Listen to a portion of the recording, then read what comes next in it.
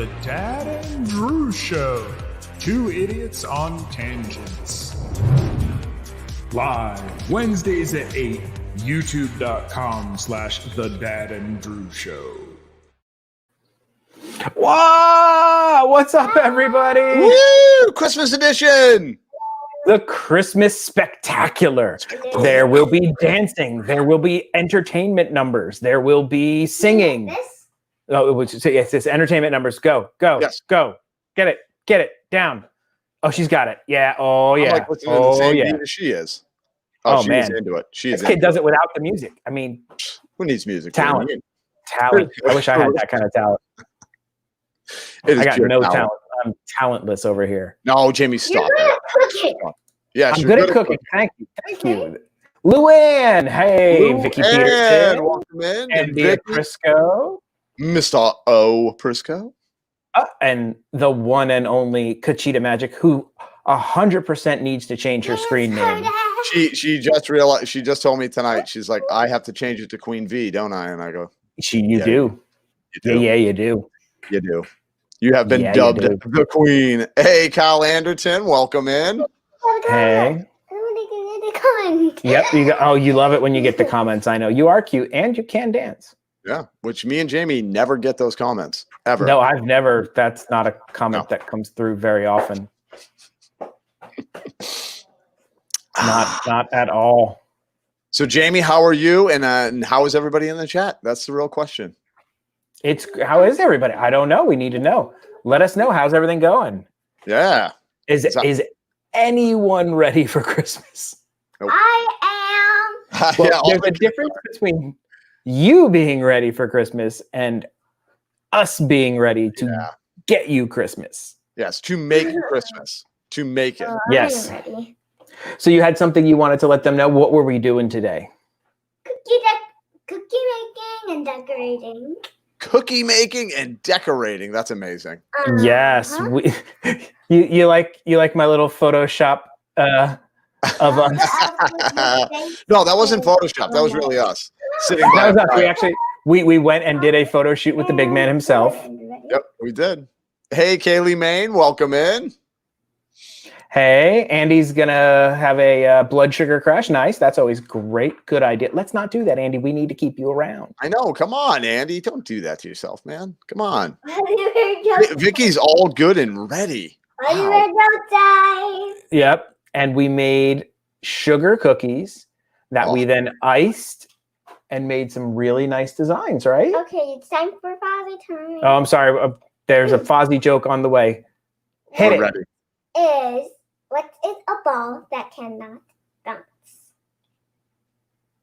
What is a ball that cannot bounce? A snowball. Wow. I don't even need to do the dad jokes anymore. She's got it. Dude, you're out of a job as far as the. I am out of a job. And I've been for a long time. Yep. So I'm out of a job. We're just gonna have her take over the show. Yep. So we both have two women taking over our shows.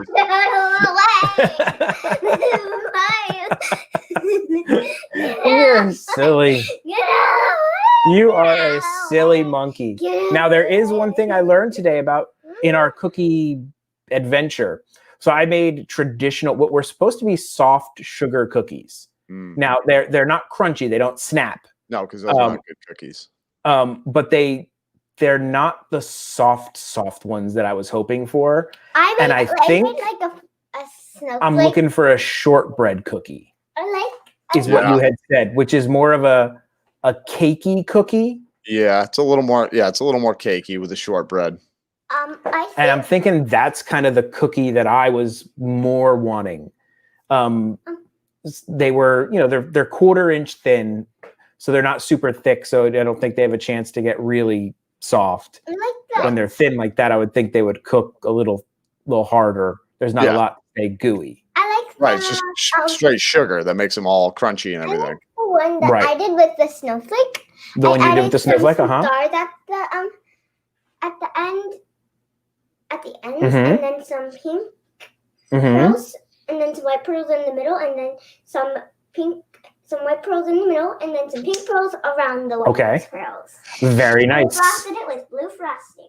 Very nice. That's fancy. It's fancier than Jamie does. She did it. She did a very, very good job. They were very good. And hey, Disney, thank you for stopping by, Disney Stranger. Power Mad as well. Is the beard in the house, or is it just the Disney? I'm going to call him the beard. I don't know why. The beard.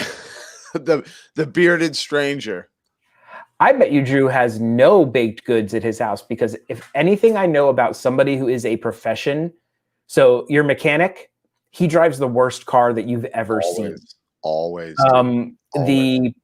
The pool guy doesn't have a pool. Nope. The baker doesn't bake when he gets at home. I've been terrible with it. Tomorrow I got to bake a pumpkin pie. I got to get that ready, and maybe some cookies with the kids. But okay, I've been horrible the last couple of years. I've been bad with baking. Absolutely bad with baking. I am drinking the final one in the house. Sure. My last Moxie that was so nicely given to me by the lovely gentleman on the other side of the camera.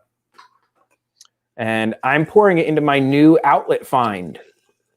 Well, you're doing that. Whoa! Oh, no. Ellie, can you go get me? No. Ellie, can you go get me some paper towels, please?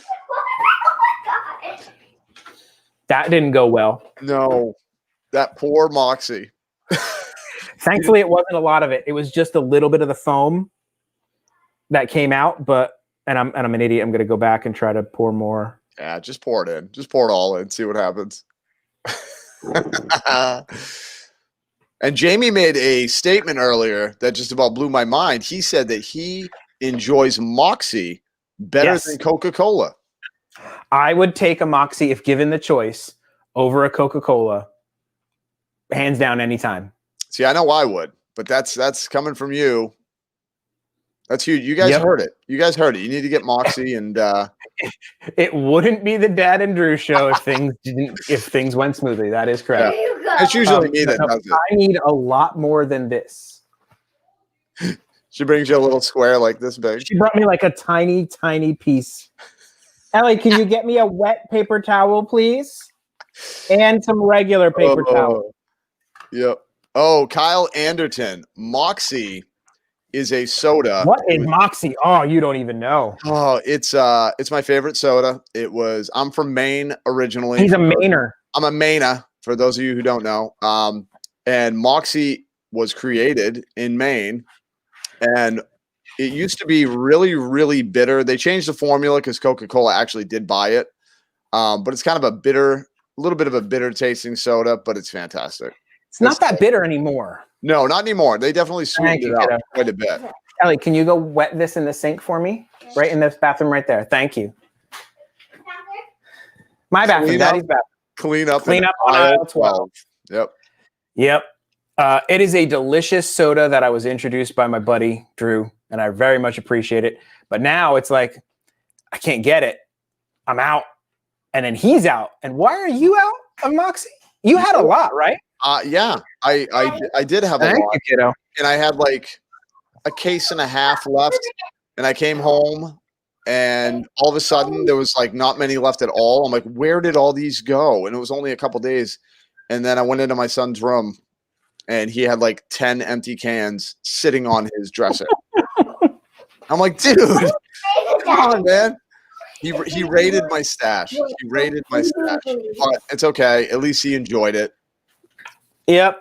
But now I got to pay a premium on Amazon. Now, do you have any family left in Maine you can bribe to? I do ship down. Well, I do, but I was kind of like, I don't know as far as shipping goes, but I almost was like, it's almost going to be the same amount of money if they bought it and shipped it down, right? That's got to be just ship a 12-pack. Be careful, okay? Like weight wise, weight wise, it might be pricey, but they do sell those. Ellie, now they sell those flat rate boxes. Okay. And, maybe you could get one of those flat rate boxes and put it in there. So that way the weight doesn't matter. It's just the size. So if it fits True. in one of those flat rate boxes, they ship for like, $25 or something or whatever it is. You could just jam a bunch of cans in there. That's a good idea. Maybe I'll do that. Maybe I'll coerce them into it because I need more Moxie. And I know I'm not going to find it down here. No. Really not going to. Well, that was a fun way to start things off. So you wanted to show your new mug that you dumped. Oh yeah, let me show off. Show off my mug. new. This is from the summer collection, and this was $5.99. I got it at the outlets. I needed a new insulated bottle. Yeah, and it's like satiny, so it's got like a nice little texture to it. I really like it, and it's that new neon-y color setup that they got going on, which I like. Yeah, and it explodes Moxie when you put it in. And it explodes Moxie when you put it in. It explodes. The Southwest Airlines. Dude, you know what I did back in the day? It's a really cheap way to get shipping, or was a cheap way to get shipping? How's that? Greyhound buses. Ooh. Greyhound has a freight version. So like you can pay to have something put on a Greyhound bus. And then you can have it shipped that way. And it's just a lot cheaper. I've had, Wants to sing a song. Nobody wants to sing a song right now. You can sing a song in a little bit. I had some car seats that I had sold, and it was ridiculously expensive to ship via UPS, FedEx, anybody. And I was able to get them on the Greyhound freight service for like very cheap. No, Vicky, that water bottle is not heavy. It's not that big, actually. It's only like, what do you think? 16 ouncer, maybe? Yeah, maybe a 16 20. or maybe a 20 at the most, which is good. It's a good travel size because the one I currently have is very tall.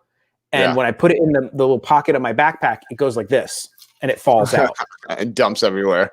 And so this one I thought would be a little bit better. How does it work, Jamie? Does it work pretty good? Does it feel now my wife, we bought her one, which is a little taller and skinnier than this, but it's a Haunted Mansion one. It's purple. Yeah.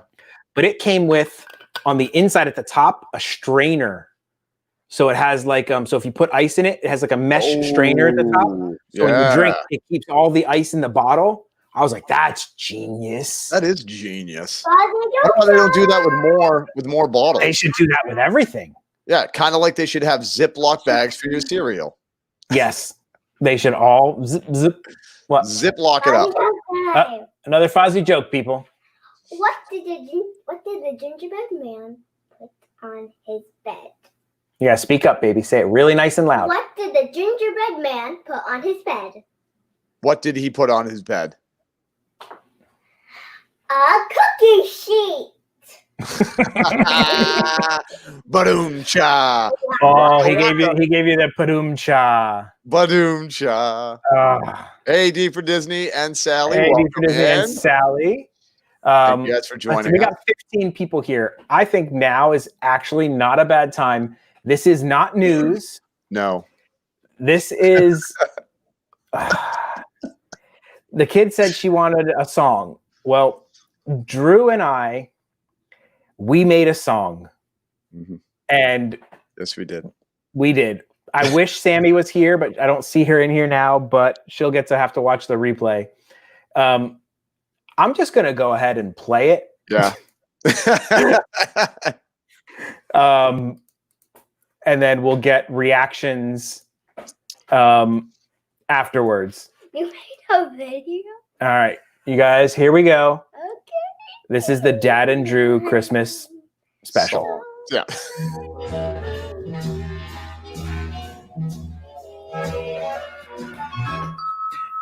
Dad and Drew live on Wednesdays. They've got news. I can't sing it so bad. Disney. It may not be right, but there's tangents tonight. Talking about anything they can. Gone away are their taste buds. So they say it's just a lollipop. It's things like a whose idea was this? Dad and Drew are in a world of pain. In the show, we will talk some Star Wars. Here's the real singer. Mando and 1,000 other things. At some point we will have some technical issues. Drew is frozen on all your screens. Later on, there'll be bromance. As Dad and Drew laugh and they try to dance. They're idiot friends, they're friends to the end. Dad and Drew, they try the best they can. Now, Million Scoville, are you crazy? Drew has cheers, Dad has hiccup. Isn't right, Sammy's happy tonight. Dad and Drew are in a world of pain. Gone away are their taste buds. So they say it's just a lollipop. It stings like a whose idea was this? Dad and Drew are in a world of pain. In the show, we will talk some Star Wars, Mando, and 1,000 other things. At some point, we will have some technical issues. This is my favorite part. As Drew is frozen on all your screens. Later on, there'll be bromance. As Dad and Drew laugh and they try to dance. They're idiot friends, they're friends to the end. Dad and Drew, they try the best they can.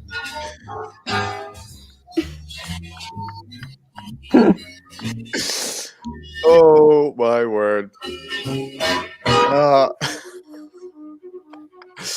that went rather well. What do you guys think? Is that not a new Christmas classic? What the heck is going on here? What's up, Disney Stranger? Camilla. What's up, Disney Stranger? Welcome in, everybody. Cheers. Merry Christmas. Merry Christmas, my friend. Friends to the end. We're going to be friends forever. Yep. Even when you're very old. As long as one of us doesn't try to hunt the other one. Even when you're very, very, very, very old. Oh my God. Even when you're That's very, our- yeah, very, that's very, our- very, very old. That's Well, our single. Drew was the good singer. Dad was the cat screeching portion. I think we we will complimented each other. replay that. We will replay that later in the evening. That means more than one listen. Yes, it really does. And that was a total collaboration. Drew and I both took portions of the video, and we each wrote the song. For those of you who didn't get it, it's "Walking in a Winter Wonderland." We just kind of Stole like yeah. Put words in. So this is something that I do on my own all the time. I will just make up new lyrics to songs as they play, just to keep myself amused. Yep, same here. And then I told Drew that, and he goes, "I do that too." All the time. It's freaky, man. Please. Please don't. Oh, come on. You'll love it. I don't know if it's like the older you get, you just want to make songs that you've already heard a million times, just funnier. Yeah. Maybe. Hey, Lorna. Hey, Lorna. Power Mad. How you guys doing tonight? D for Disney. Thank you for stopping. Jaquita. I think I did it right that time. Oh, I didn't see Jaquita was in. Hello, Yep. hello. Hey, buddy. And I have to give somebody a little bit of a razzin'. They just jumped in the stream here, and it is our good friend, the Disney Stranger. And if you didn't know, our good friend, the Disney Stranger, has this aversion to vertical video. Bye, Allie. Say goodbye to everybody. Goodbye. Bye, Bye. sweetie. She got a call. Very important business. Oh, She has business. to exit. Yeah, business. And he has this, he doesn't like vertical video at all. So the shorts came out and everybody's doing them. So he tried to make one and he did it horizontal because he hates vertical. And I tried to tell him, it's not going to work. They have to be vertical. He's like, I'm not doing that. Dang it. I refuse. I don't care. And so, okay. You still made a vertical video. Ooh. You may have done what you call yourself a workaround, but hence it is still a vertical video, buddy. It is a vertical video. You got vertical, man. You totally got vertical. So he went and he caved and he did one. Yep. I just wanted to point that out. He gave in. He did. He gave He in. did. And so I think that was a good way to kick off the show. And the fact that we didn't lose 15 of the 18 people who were watching at the time, I was looking. pretty much amazes me. I was waiting for it to go 4, 3, and 0. And I'm taking back my like and putting a dislike. Even Kachita left. Yeah. She was like, I'm out of here, man. I don't know what this is. I'm not with him. Nope. She kind of did what she does when we go to the parks or go anywhere together. Like Drew and I will be there doing dumb things and talking loudly to people and randomly grabbing strangers and saying things to them. And she will slowly wander further and further from us until she's just gone. Yeah. And we don't know where she is. She's taking photos of something for Instagram, but she does I'm not with them. Oh, dude. She does it to me alone. So you and I are like the double whammy. You know what I mean? She'll be like looking at me. I'll be like dancing or doing something stupid. And she's like, I'm going to go right over here. I don't know this guy. So then when we're together. We will definitely play that a little bit later again in the show for anyone who may have missed it or just really feels the need to hear it again. I don't know why you would feel that need, but maybe you do. That's when the numbers will drop. When people are like, you know what? I already heard that and I'm out. Yes. And I'm out. But it is time now. It was a little bit busy around the dad household today, so I didn't have a lot of time to pull a whole lot of news, but I have a couple. So this might be a few news and a lot of tangents. Yeah. But we're down it's about that time for... It's time for Disney, Universal, theme parks, that kind of stuff news. You didn't think we'd be more like focused than that, did you? Yes, it is Disney news time. Disney time. Why am I doing that? There's no reason. Okay. I don't even have a picture for this or nothing. We're just going to talk about it. Wow. It's going right for it. Something happened today. What? That I'm a little bit mad that it did it today.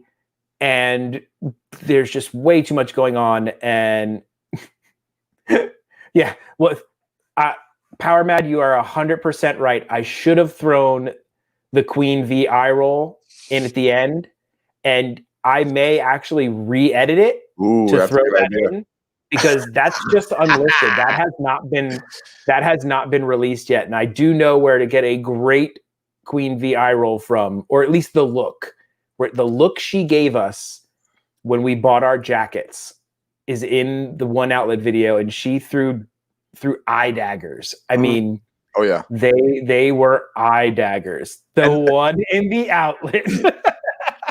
But let me say something. This guy right over here is just an awesome human being. Do you know what he did for me? I will tell you what he did for me. I don't know for those of you that were watching, but remember I had my Star Wars jacket. Talk to Drew. Yes. Talk to Drew, and I will go grab it.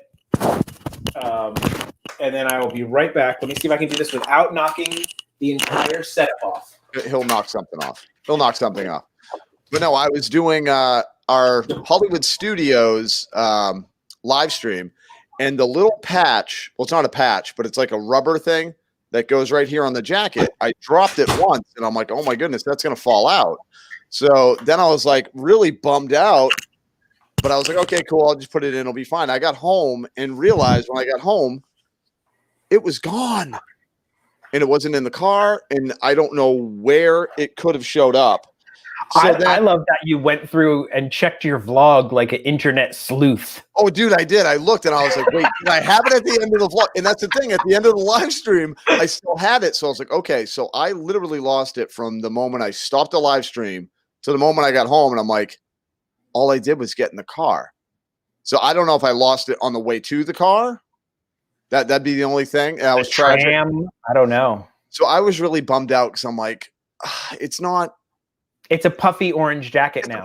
And nobody will even know. They'll not know. So I was like all bummed out. And then this turkey over here texted me the other day and said, guess what I got you? Oh, yeah. That's what friends are for. I gave the lovely people, and this is 100% This is 100% Disney magic, and this is why one of the reasons that I love Disney. I went into the outlets the other day, and they had the jackets there again, and I was like, man, I remembered Drew's bummed, and I haven't glued mine in yet, but I will glue mine in before I wear it. Yeah. And so I look up, and I'm like, son of a gun, the one hanging that they have at the front on display, no patch. It's not there. It had coming out of that jacket, the one they're showing. So when I'm talking to the lady at checkout, I'm like, hey, just a question. There's this jacket. I brought it up, and I'm like, look, it has the patch that goes here, but it comes out, and it fell out of the one that I got. And a little bummed about it. Is there any way that you have extras that I can buy or something like that? And the first girl goes, I don't think she really like knew what was going on. She goes, let me look, let me ask. And then she comes, she goes, no, we don't. I'm like, okay. So I guess not meant to be. And I'm not the kind of guy who I could have 5-finger discounted it if I really wanted to. But we don't condone that. I could have walked up to a jacket pick, and I'm like, no, that's not right. That's wrong. I'm not that kind of guy. Right. So I found what looked to be like a manager type person. And I was like, hey, just a question about this jacket. Explain the whole thing. And I think it's a design flaw. You know, is there any way that you have an extra one that I can buy? I was like, I don't, I'll buy it. You know, if you have an extra or whatever. She's like, hold on, let me go look. Let me take it in the back. And she takes the jacket and everything in the back. And she comes out and she's holding it in her hand. And she just goes, take it. And I'm like, I did the Bill Burr from The Mandalorian. I was like, so I can take it? Like, I'll take it. I can just walk out of here. I'll take it. Take it and walk out. Oh, yeah, I'm going. I'm going. I totally did the Bill Burr. And so she's like, oh, yeah. She's like, that's not right. She's like, it seems silly that it does that. Here you go, take it. And, no problem. And I'm like, that's Disney. I can guarantee you, I hate on them all the time. I know where you're going with it. If I did that at Universal, they would have been like, you can buy another jacket. Mm-hmm. Yep. Which also maybe the jackets are now $29.99. They went down $10. I don't care. We still got ours. We still got ours. Awesome. We still got ours, and maybe they didn't have our size. Yep. Maybe that's what it is. They're all smalls now. Yep. They're all small and extra small. Drew, the next time, you got one. It's really cool. On the back, it actually says like, so that it's legit. Come on, focus camera. You can do it. Yeah. It actually says Disney Lucasfilm Ltd. on the back of the stupid little patch. Awesome.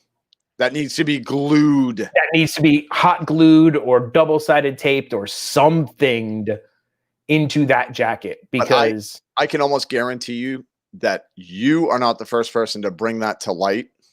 Right. Like, dude, they seemed shocked. They hadn't heard it. They were like, that seems dumb. Like it comes out. Like they didn't even know. They're like, why would it come out? No, that's what I said. Because, dude, like you saw me. It wasn't like I was jumping and running around and doing cartwheels. I was legitimately just walking, and it goes. You're doing calisthenics. It just like fell right out of the thing, and I'm like, come on, man. That's not right. Gorilla tape. Yeah, I think Gorilla tape, Jaquita. That's probably what I'm going to go with. Okay, you put my hand behind the patch to focus faster. Thank you, Disney Stranger. I don't know what I'm doing here. There's actually a setting on my camera that I could set to make it do that faster, but I still haven't done it. But man, speaking about what happened today. So yes, that was tangent. That was so Gideon's Bake Shop opened today. Yeah, that wasn't nice. Over at Disney Springs. So Drew and I, as you guys know, if you've watched the channel, we went to the East End Market version, which is their tiny little, it's literally like a desk that goes back, like, that's all it is. It's a desk. A desk with cookies. Of a shop with a cookie and a display. Oh, you're a little late, Sammy. You missed something that you will greatly enjoy. You have to stick around a little bit later. It's still a little too early. Maybe at 9 o'clock. We'll play it again around 9 o'clock. Yeah. But I think you'll really enjoy it when you get there. But yeah, so soft opening over at Disney Springs Because they're soft of cookies. Gideon's Bacon. Yeah, because they're soft cookies. Might as well have a soft opening. So I'm super excited that the next time I'm walking around Disney Springs, that I can grab a Gideon's Bakehouse cookie. Now, which cookie are you going to grab, Jamie? That's the question. They have special ones. Do they really? Yes, they have. They have like specific cookies to Gideon's Bakehouse Disney Springs. Sorry, dude. Sally, what Sally wrote. What did she write? Hold on. They They're ate macarons. They're macarons. Yep. We ate macarons, Sammy. Yep. We sure did. We ate a whole mess of macarons. Yep. And were they good? They were delicious. So delicious. So we are going to try the traditional chocolate look at that chip cookie. Look at that cookie, yes. people. Look at the cookie. Seriously. It's ginormous. Just look at the cookie. Don't look at Drew. No, don't look at me. You definitely don't never look at Drew. Don't look. Yeah, don't do that. That's just like a good rule. Yep. Don't look at me. But man, those cookies. So and good. they have so many, like, I can't wait. We still didn't even try their cake slices. I heard their cake slices are legit. I honestly didn't even know they had cake slices. Yeah, we took pictures of them while we were there. Did we? I didn't take pictures. that was Queen V. Queen V took the pictures, dude. You know me. I don't pay it. You just said cookie, and that was what I focused on. I can only focus on one thing at a time, Jamie. You know. Yeah, I can tell. Yeah, you know that. Yeah, squirrel. Something shiny. I know. I don't. But yeah. So I am so excited that the next time that we get over to Disney Springs, we can Disney Springs up some Gideon Bake Shop cookies. Well, that might have to happen pretty shortly after Christmas. Oh, guys, it is a big night here in the stream. It is a Christmas miracle. It's a Christmas miracle. The Queen V is in the house. I love it. I love it. Now I know who I'm talking to. Yep. Now I know who I'm talking to. This makes sense. Yep. That is fantastic. And everybody's going nuts for the Queen V. She was so weird about it, though. At first, she's like, it just sounds like pretentious. You know what I mean? No, like the name, like I'm Queen V. And I'm like, well, but right. It's not like we were like, hey, it's all Camilla's fault, really. It is. But it makes so much sense. It's so good. But I love it. I think it fits. What I actually need to happen one day is I need Kip to show up in this show. Oh, my goodness. You have to Kip shake.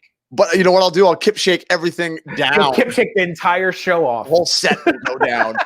Everything's done. I'll break the stream. Never cross the streams. Right. Well, never cross the streams. And I got to say something about the Kip shake. Veronica realized something, and I was like, oh yeah, you're probably right.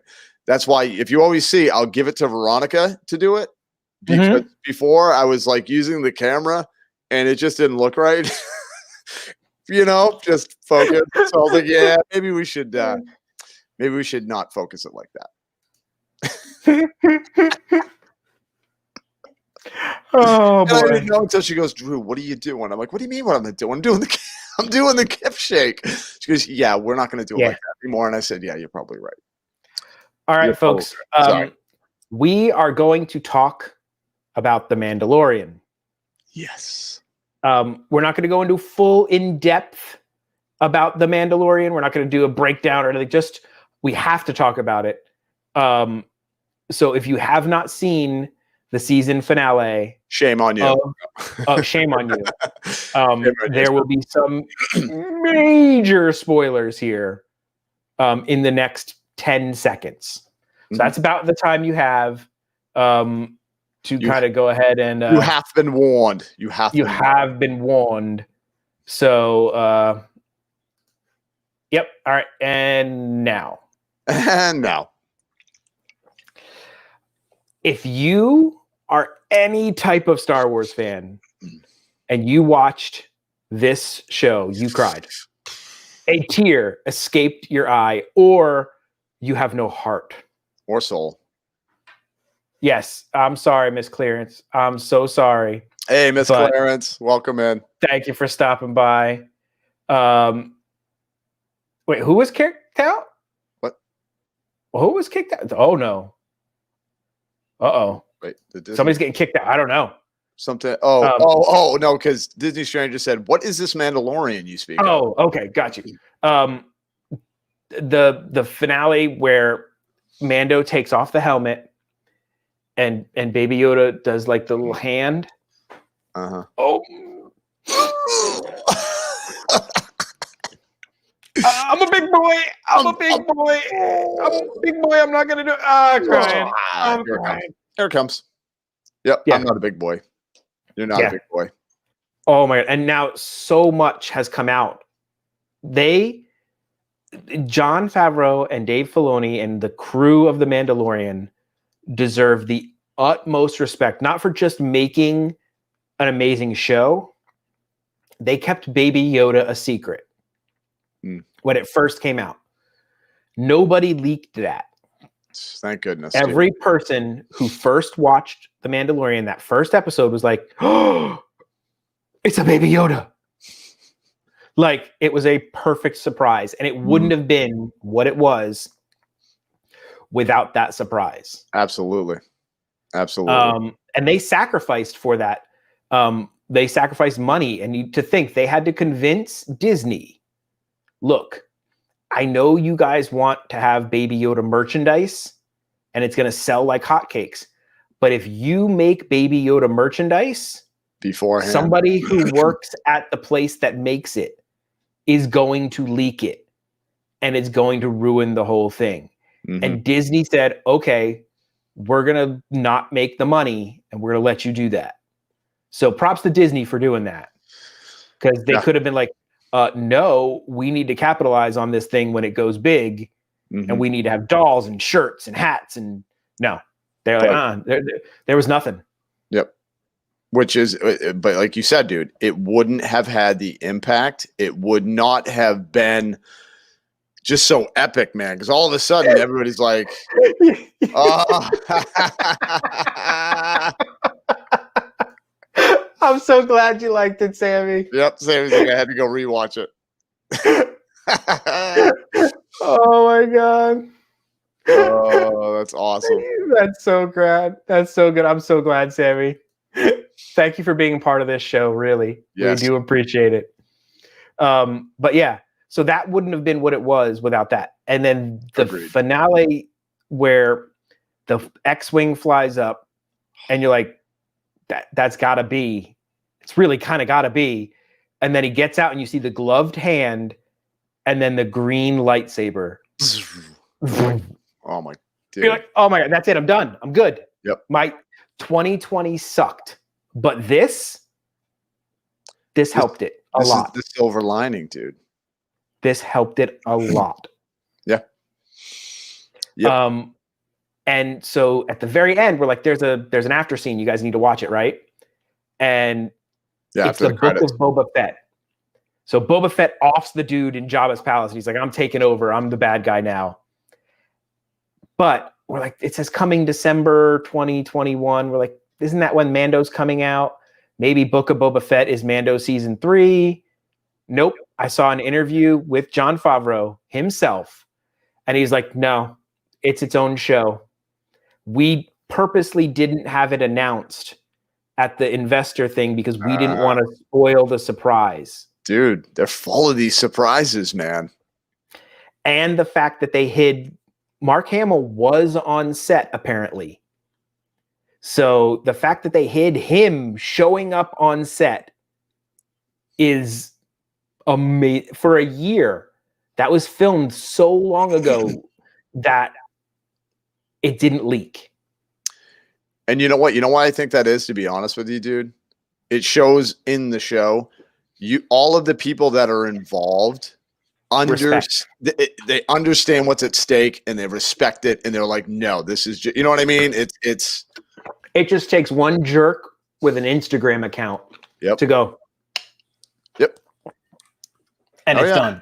Oh yeah. No, because people are just, they want to do that. They want to, So apparently, what they're saying is the body double did all the fighting, but then when they did the scene with Luke talking and all that stuff, that was actually Mark Hamill. So they did the face capture stuff. Yeah. So it's actually him and his face doing the performance, and they de-aged him using like the same technique that they used on like Samuel L. Jackson and whatnot. Yeah, which I thought, Dude. I thought it was fantastic. I don't care. Like, it was believable enough. You know what I mean? It could have been a cartoon face. Yeah. And Oh, I absolutely. wouldn't care. Yeah. Like, it literally could have been anime face, and I'd be like, this still works for me. I'm good with it. Yeah, right. It's just too awesome of a. Yeah, it could have been a guy who kind of looks like him, and I would be like, that's fine. I'm good. Yep. Yep. It's worth it for the scene in the hallway. Oh, gosh, dude, he was just unloading. And the thing is, he also wasn't working that hard. No. Oh, dude, Did you notice? Like, that was nothing. It was like, literally barely broke a sweat. He wasn't like jumping around. He was just like, okay, you over there, you over there. And then I'm gonna force crush you like Yes. that. Oh, and then I also noticed, I went back and rewatched it. He did the Anakin Skywalker move from the prequels.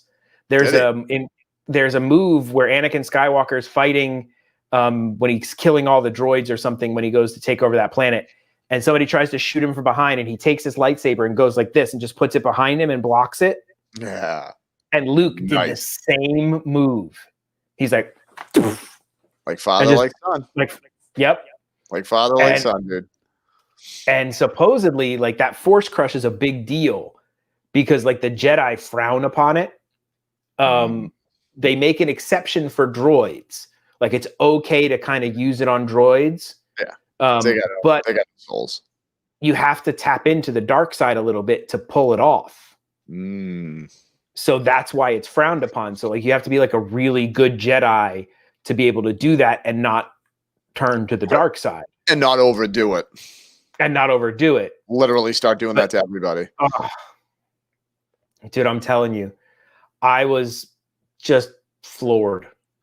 And now there's this rumor or the theory. Okay, so when R2 sees Baby Yoda, R2 does something that he's only done a couple times before. He does the beep, beep, beep, beep, beep, and he shakes from side to side in excitement. Yeah. Like he recognizes Baby Yoda. And so they're not sure if that's because he sees like a little Yoda and he remembers Yoda, or if Baby Yoda was at the Jedi Training Academy, R2 would have been there at that same time. Right. Maybe they knew each other from around the Jedi Temple. I feel like that's more likely, to be honest with you. Because he's only ever done that when he saw, like when they won the Battle of Endor, he did that. And then I think when he saw like Luke time, when he saw did Luke. that. Yep. So like he hasn't shown that kind of emotion that often. There's even this crazy theory that he's the one who saved Baby Yoda from Anakin. Okay. And the death scene of killing all the kids. Sadness. Ugh. Brutal. That theory is really weak because of like where R2's like with Anakin, like right before that happens. So it's like, how did he get in there and then get him out without Anakin? And people are like, well, he hid him inside himself. There's a compartment in R2. Like, really? I mean, a small person does live inside R2 to make him work. So maybe. Sure. And they're like, well, wouldn't Anakin have sensed somebody that strong in the Force if it's hidden in Yoda? So there's all these like people are just making things up because they want it to be. They want R2 to be the savior of Baby Yoda. Which, well, like, how would he have grabbed him? Yeah, that'd be my first question, really. Right. Or maybe he's got a little compartment that opens up and Baby Yoda like hopped in. Oh yeah, true. Or he just rode him like a horse or something. Yeah, it's like R2 saying, "Hey, you're alive! Wow, you made it. Nobody else made it. It's like nobody else. All the other kids, that guy killed him. He was pretty bad." Hey, Zach, I just saw it. Zach came in. Hey, Zach, thanks for stopping by. So, there's all these crazy theories about like how R2 may have saved him and all that kind of stuff. what else? There's Baby Fight's own show. Okay, yeah, that kind of gets all of my stuff. But dude, that episode. Oh my dude, what a finale! Like that was a finale. That was a finale. It had everything that you hoped it was going to be. I'm still sad. Oh, though. and then the other thing was, dude, Moff Gideon. Mm-hmm. He PP'd his Vader outfit when he saw him. Like he knew him as more than just, oh, it's some guy coming and killing all my things. Yeah. Like he knew, it's Luke Skywalker. Like you could tell he was like 100% on board with like, that's the guy who took out Darth Vader and the Emperor. Mm-hmm. Because like in this time frame right now, like amongst the Empire, he's the boogeyman. Yeah, right. You know what I mean? Like, yeah. Oh yeah, he's the big bad who like took out all their dudes. Like he blew up the Death Star. He took out the Emperor. He took out Vader. Like he's kind of a bad dude. Yeah, and he's kind of wiping out your whole little army that you had assembled there. Like you said, like cutting through them like Swiss cheese, dude. It was like nothing. Bread, like pieces of bread. Where you know. Oh, hey, Trish is in. Speaking of Trish the Dish, Trish, are you doing the Satan's Toe challenge? Yes. Because we were trying to figure out, because we know Andy was doing it, D for Disney, and Nick from This Is Us. And we couldn't think of the third person that was doing it. I mean, the fourth person. Can't even talk. So we want to know. So we wanted to know if it was you, and or if somebody else is the fourth person. Yeah. And it could even be a fifth. We're fine with that. Yep. It is Trish. Do you have it? Yes, that's the question. We need to verify. We know Dr. Disney has his. Yep. We know Andy has his. This is us ordering theirs. I don't know if they came in yesterday. Theirs came in yesterday. Oh, theirs came in yesterday. So we just need to find out if Trish has it. Toe is and then on we can go ahead. Standby. We need to know if you actually have it in hand. I don't know what standby means. Is it ordered or do you physically have it? That's what we need to know. Because then we can start scheduling the challenge. Scheduling, because I mean that would be pretty awesome if we could potentially do it. Maybe. Oh yes, let me send a picture. Yeah.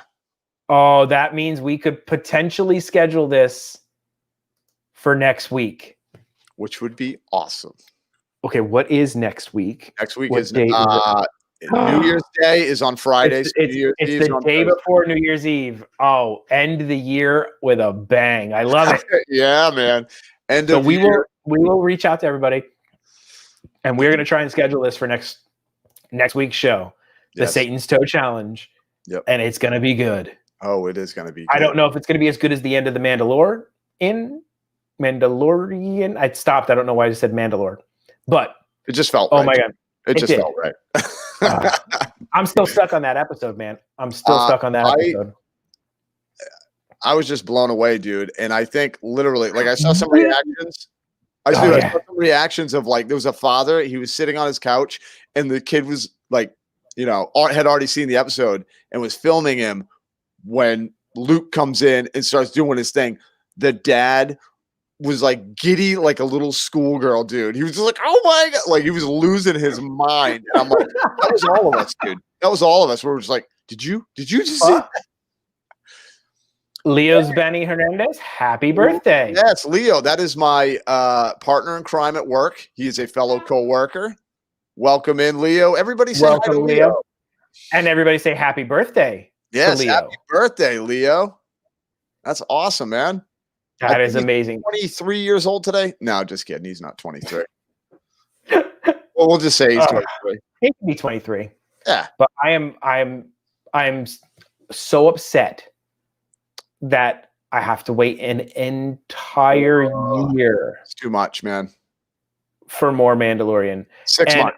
I mean, I guess there's going to be some animated stuff in between and whatnot, but it's not Mando. I like it's not Mando. I need more. I know the Boba Fett's supposed to be a limited series. Oh, the other big news to me was I had always heard that everybody who worked on the show hated the term Baby Yoda. Yeah. Like they were very particular, like, don't call it Baby Yoda, it's the child. Now it's Grogu. But in the interview, John Favreau was like, because one of the guys was like, when it first came out, he's like, Baby Yoda, there was no merchandise. And the guy from Good Morning America is like, I know, I had to buy a bootleg t-shirt from Etsy. And he goes, oh, wait, I work for Disney. I shouldn't say that. But then like, so they get into the thing and like, and so John Favreau was like, yeah, he's like, people want to call him Baby Yoda. We call him Baby Yoda. He's like, Baby Yoda is completely fine. We all love Baby Yoda. So like, they've embraced it. How could you not? If you don't have a name for a character and it looks exactly like Baby Yoda, I mean, come on, man. What do you expect? You know what I mean? Like, what do you expect people to call him? Maybe like making a baby Chewbacca, like a little furry mini Chewbacca, and be like, that's Baby Chewbacca. It's like, no, that's no, that's he who should not be hairy. Yeah. What? No, he should be hairy. He should be hairy. Yeah, he's a baby. What if Wookiees were born hairless and they like grow into that? That would look weird. Oh, like the hair, like a hairless cat. Hairless. Oh my god, I can't. Oh, I'm picturing it. Oh, I mean, they're cute, but not really. No, they're cute to look at, I guess, not to touch. Where can you order Moxie soda from? You can go on Amazon. And is it $4 billion? I mean, it's not. Well, that's the thing. Me, if I had the money, like if I had like $30 and I was like, you know what, I want to get some Moxie. It's worth it to me because I know I love Moxie. Mm-hmm. But but it'd be hard if it was something I didn't know. Spending the money, you'll have to lock it up because your kid will kill it. Dude, he killed it. He killed it. Like I was like, cool. This will last me a while. Like I'll have one here and there, and I'll share. Not like I said they couldn't have any, but I'm like, dude, he really? Power chugged them. He was like, 2 days, 2 days, Woo. 10 sodas. I'm like, God, like that's come too on, much man. soda. No, but that's what I mean. It's too much for me. It's just crazy.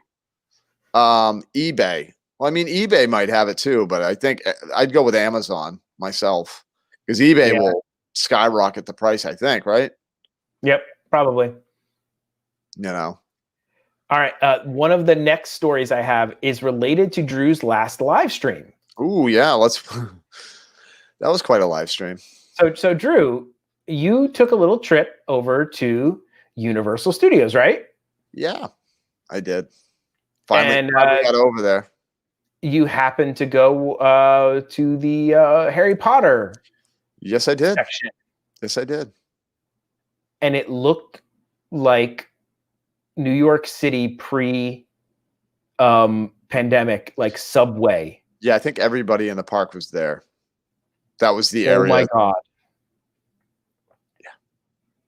Yeah. You turned that corner and you showed the screen, and I was like, oh, hard pass. It was crazy, dude. But it was just that area. I mean, it was busy, elsewhere around the park, but it was that area. Everybody was like, we're all going to go to Harry Potter. Every single person was like, we're going to go to Harry Potter. Literally like this. I saw you in there, like you were bumping people side to side. There was nowhere to go. No, that's why you didn't spend a lot of time over on that side. No, we did not. We were like, you know what? It's a little too claustrophobic over here. And what's weird is that was the bigger Harry Potter area. And I know probably obviously because of a lot of the bigger rides that they have. But then we went over to Diagon Alley, and that wasn't that bad at all. And that's a smaller, like, actual area. That was a sea of people. Yeah. That looked busier than, like, pandemic on a normal day. Mm-hmm. Like, it was so bad. Well, it was at capacity at 10:15 in the morning. For, like, the 5th day straight or something like that, man. But it was crazy. That was a crazy time. That's almost got kicked out of IOA for streaming on Kong. Yeah, IOA tonight they don't play. No, they do not play. That's why I don't. They are not fans of live streaming video. Nope. Pretty much anything on a ride or a show. Or a show, dude. I forgot. It's not a safety thing. No. Because there's like, okay, on a ride, I can see there's this, okay, you're going to lose your camera. Your camera's going to fly back and hit somebody if you're a dummy. Right. On a stationary show, there's no safety issue for filming. which I don't understand why you wouldn't want more people to see your stuff so they could be like, oh my gosh, that looks awesome. I want to go check that out. Like, you know what I mean? Like Right. I never understood that. Because I forgot where I was for a little bit when we were in one of the shows. It was like the Poseidon show, really cool show.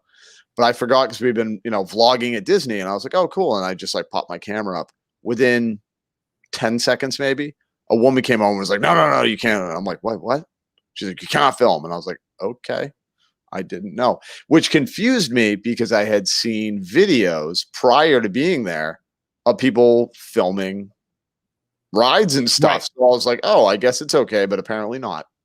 So we don't even mess with that. I don't even try to find ones that you can. And it's so funny because I'll notice in the chat, like a ton of people are like, hey, Drew, go on this ride. Hey, Drew, why don't you go to this?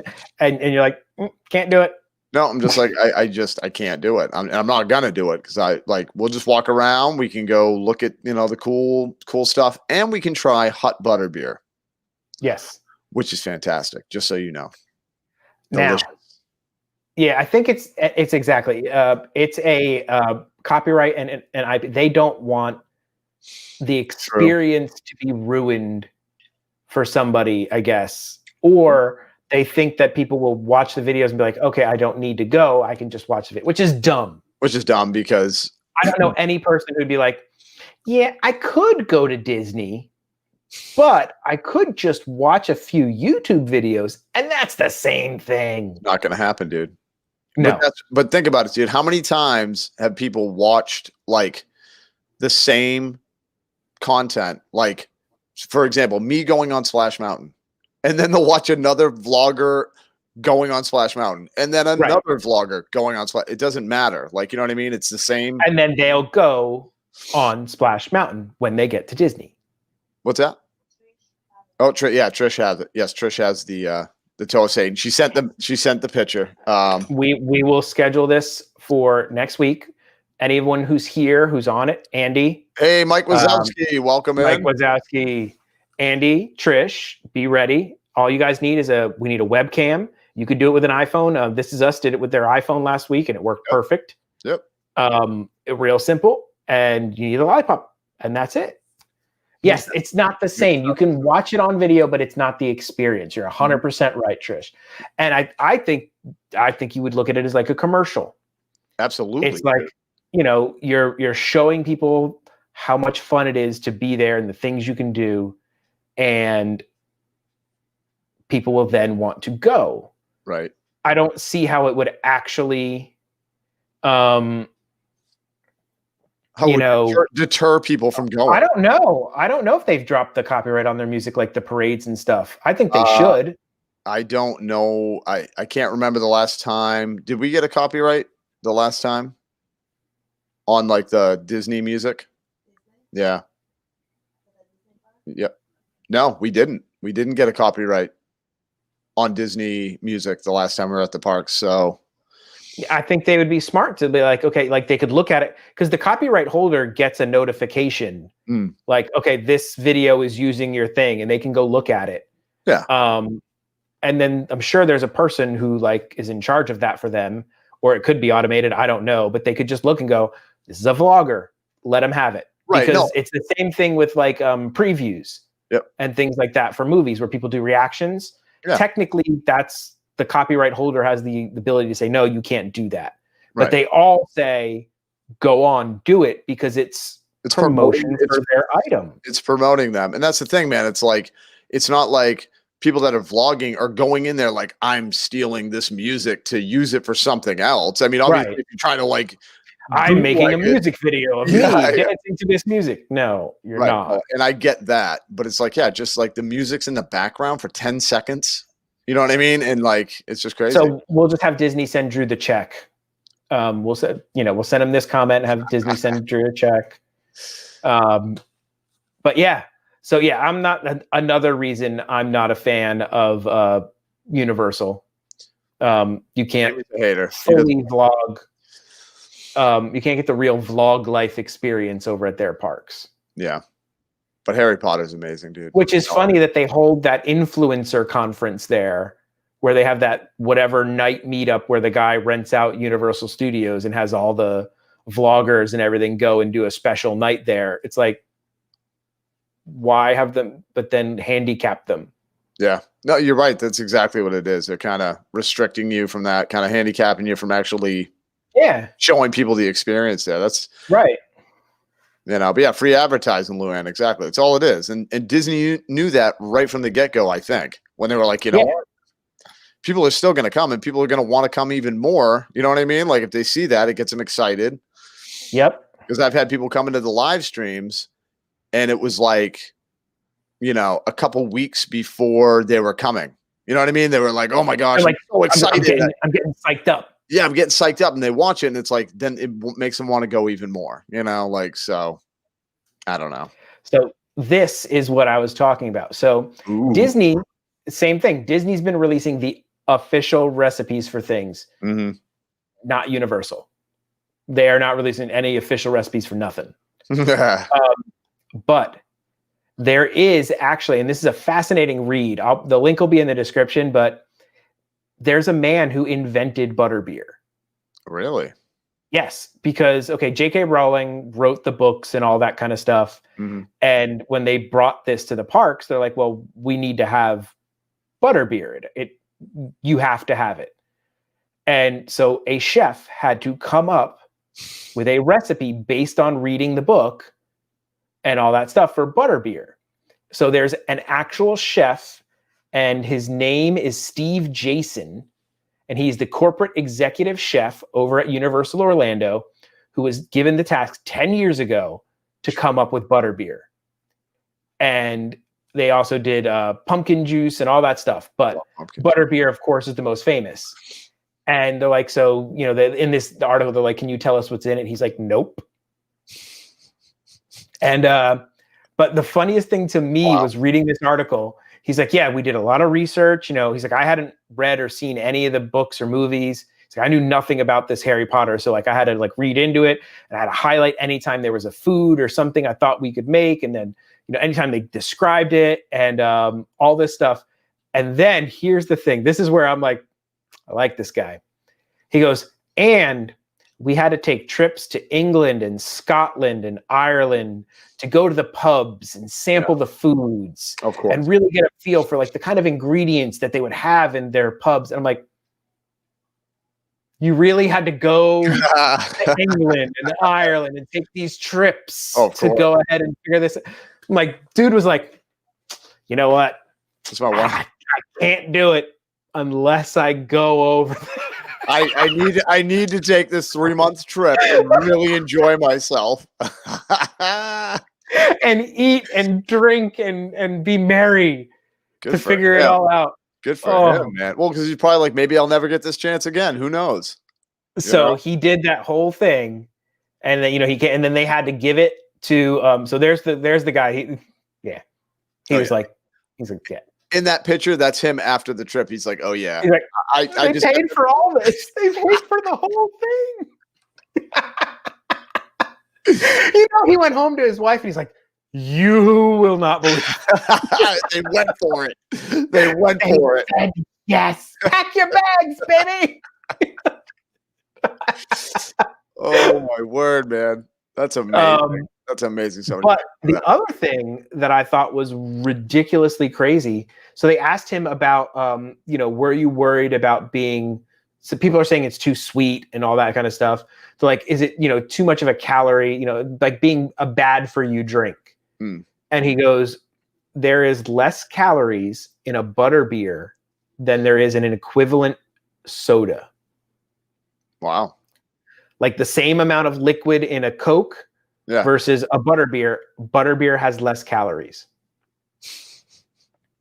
Wow. So I'm like, that's pretty smooth, buddy. He covered all his bases. You know what? It must have been Ireland where he came up with that idea. That was the Ireland part where he pounded a bunch of Guinness. Yeah. He was like, you know what? I got to make this a little less calorie counting. Yeah. We'll do that. But so I just thought that was a cool story. There's this whole long story about it, and it's a really interesting read. If you guys want to read it, it'll be in the link down below. And yeah, it's hard to believe, but unless they're just completely bold-faced lying, which Because they could be. you could. He's not gonna give you the recipe. This is the guy who convinced them to send him on a whirlwind European trip to find out what's in the kitchens of people in a fictional town that doesn't exist. to make butterbeer. To make butterbeer. That is not even beer. It's just, dude. It's like I agree. It's a treat. There are no calories in it. Yeah. I agree, Chiquita. I 100%. When you're on vacation, man, there's no. Yep. Yeah. Okay, let's see here. Now we said we'd play it at 9:00. Yep. It is 9:00. Yes, it is. For those of you who were not here, this is the Dad and Drew Christmas Spectacular. Yes, it is. And we had to do something spectacular for you guys. Yeah. And this was what we came up with. It's our first single. It's tearing up the charts.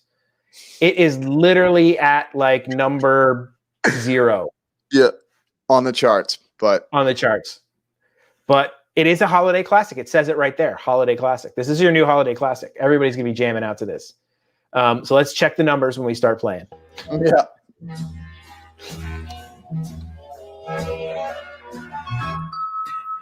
Dad and Drew live on Wednesdays. They've got news about Disney. It may not be right, but there's tangents tonight. Talking about anything they can. Gone away are their taste buds. So they say it's just a lollipop. It stings like a... Whose idea was this? Dad and Drew are in a world of pain. In the show, we will talk some Star Wars, Mando, and 1,000 other things. At some point, we will have some technical issues, as Drew is frozen on all your screens. Later on, there'll be bromance, as Dad and Drew laugh and they try to dance. They're idiot friends, they're friends to the end. Dad and Drew, they try the best they can. 9 million Scoville, are you crazy? Drew has tears, Dad has hiccups. This isn't right, Sammy's happy tonight. Dad and Drew are in a world of pain. Gone away are their taste buds, so they say it's just a lollipop. It stings like a... Whose idea was this? Dad and Drew are in a world of pain. In the show, we will talk some Star Wars, Mando, and 1,000 other things. At some point, we will have some technical issues, as Drew is frozen on all your screens. Later on, there'll be bromance, as Dad and Drew laugh and they try to dance. They're idiot friends, they're friends to the end. Dad and Drew, they try the best they can.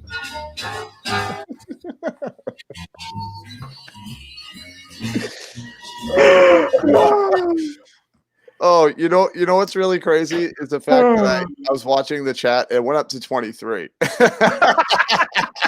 Oh my God! There's people who just came in, and that's what they came into. Yeah. Hey, I feel bad. Hey, Brooklyn Boho, thanks for stopping by. Oh my goodness. We're sorry that you came into that madness. We're sorry. Look, and it dropped. It went from 23 to 19. It was like, no, I'm out of here. What is this thing? Yep. I don't like it. That's going to be in the remix, Disney Stranger. So that'll be in the remix. Stay tuned. Yeah. Yep. I have a feeling that this will not be the only song that ever graces the Dad and Drew show. Oh, no. We're going to have a Christmas song every single year. Oh, yeah. I actually kind of want to hire a real singer on Fiverr. Like a really good Frank Sinatra singer to really do it well. I think we could. Hey, man, we get enough subscribers. We'll have a whole bunch of subscribers. We get a couple super chats, and then we can hire a singer to really record it legit. That would be funny. Yeah, that would be really funny. We got a crooner. We got a crooner singing our. I feel like singing our jam. that real Bing Crosby, Frank Sinatra-y voice. Oh man, Which, what is it? What's it? Bublé there? What's the guy? What's the new guy? Michael Bublé. Dude, Yeah. I gotta say, I'm gonna have nightmares. I didn't like him for the longest time, but I think I didn't really listen to his music because I just The ad. Did the ad make you like him? I think so. I think it's what it is. And then all of a sudden, I'm like, Michael Bublé's the best because he's actually pretty legit. That bubbly ad. Yeah. Have you seen him in that? Oh yeah. He's on the billboard. He's like Bublé. Bublé. I have a funny story about Michael Bublé. Believe it or not, tangent. Really? Look at that.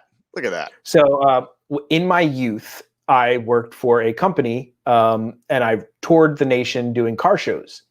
So I went from car show to car show, and it was me, a couple of other people, and there was a model who was always in the booth. So they always had a model because it was car shows. So people liked to take pictures with models and things like that. So the girl who traveled with us and was our model for most of the 1 year dated Michael Bublé. Really? Yeah. That is so random. Before I even knew who he was, she's like, "Oh, my boyfriend Michael Bublé," and I'm like, "Really?" And then like later, I heard the name. I'm like, "I knew somebody who dated him." I know him. Oh wait, no, it was the Santa I Know Him move. Speaking of Santa I Know Him, tell me. Tangent off the tangent. Ooh, I like that. Dueling tangent. We were in the AT&T store today because my mother-in-law wanted to get a new iPhone. So we got our new iPhone, and while we were waiting in the store, on the big screen behind us, they're playing Elf. And my daughter has never seen Elf. We plan on introducing her to Elf this year.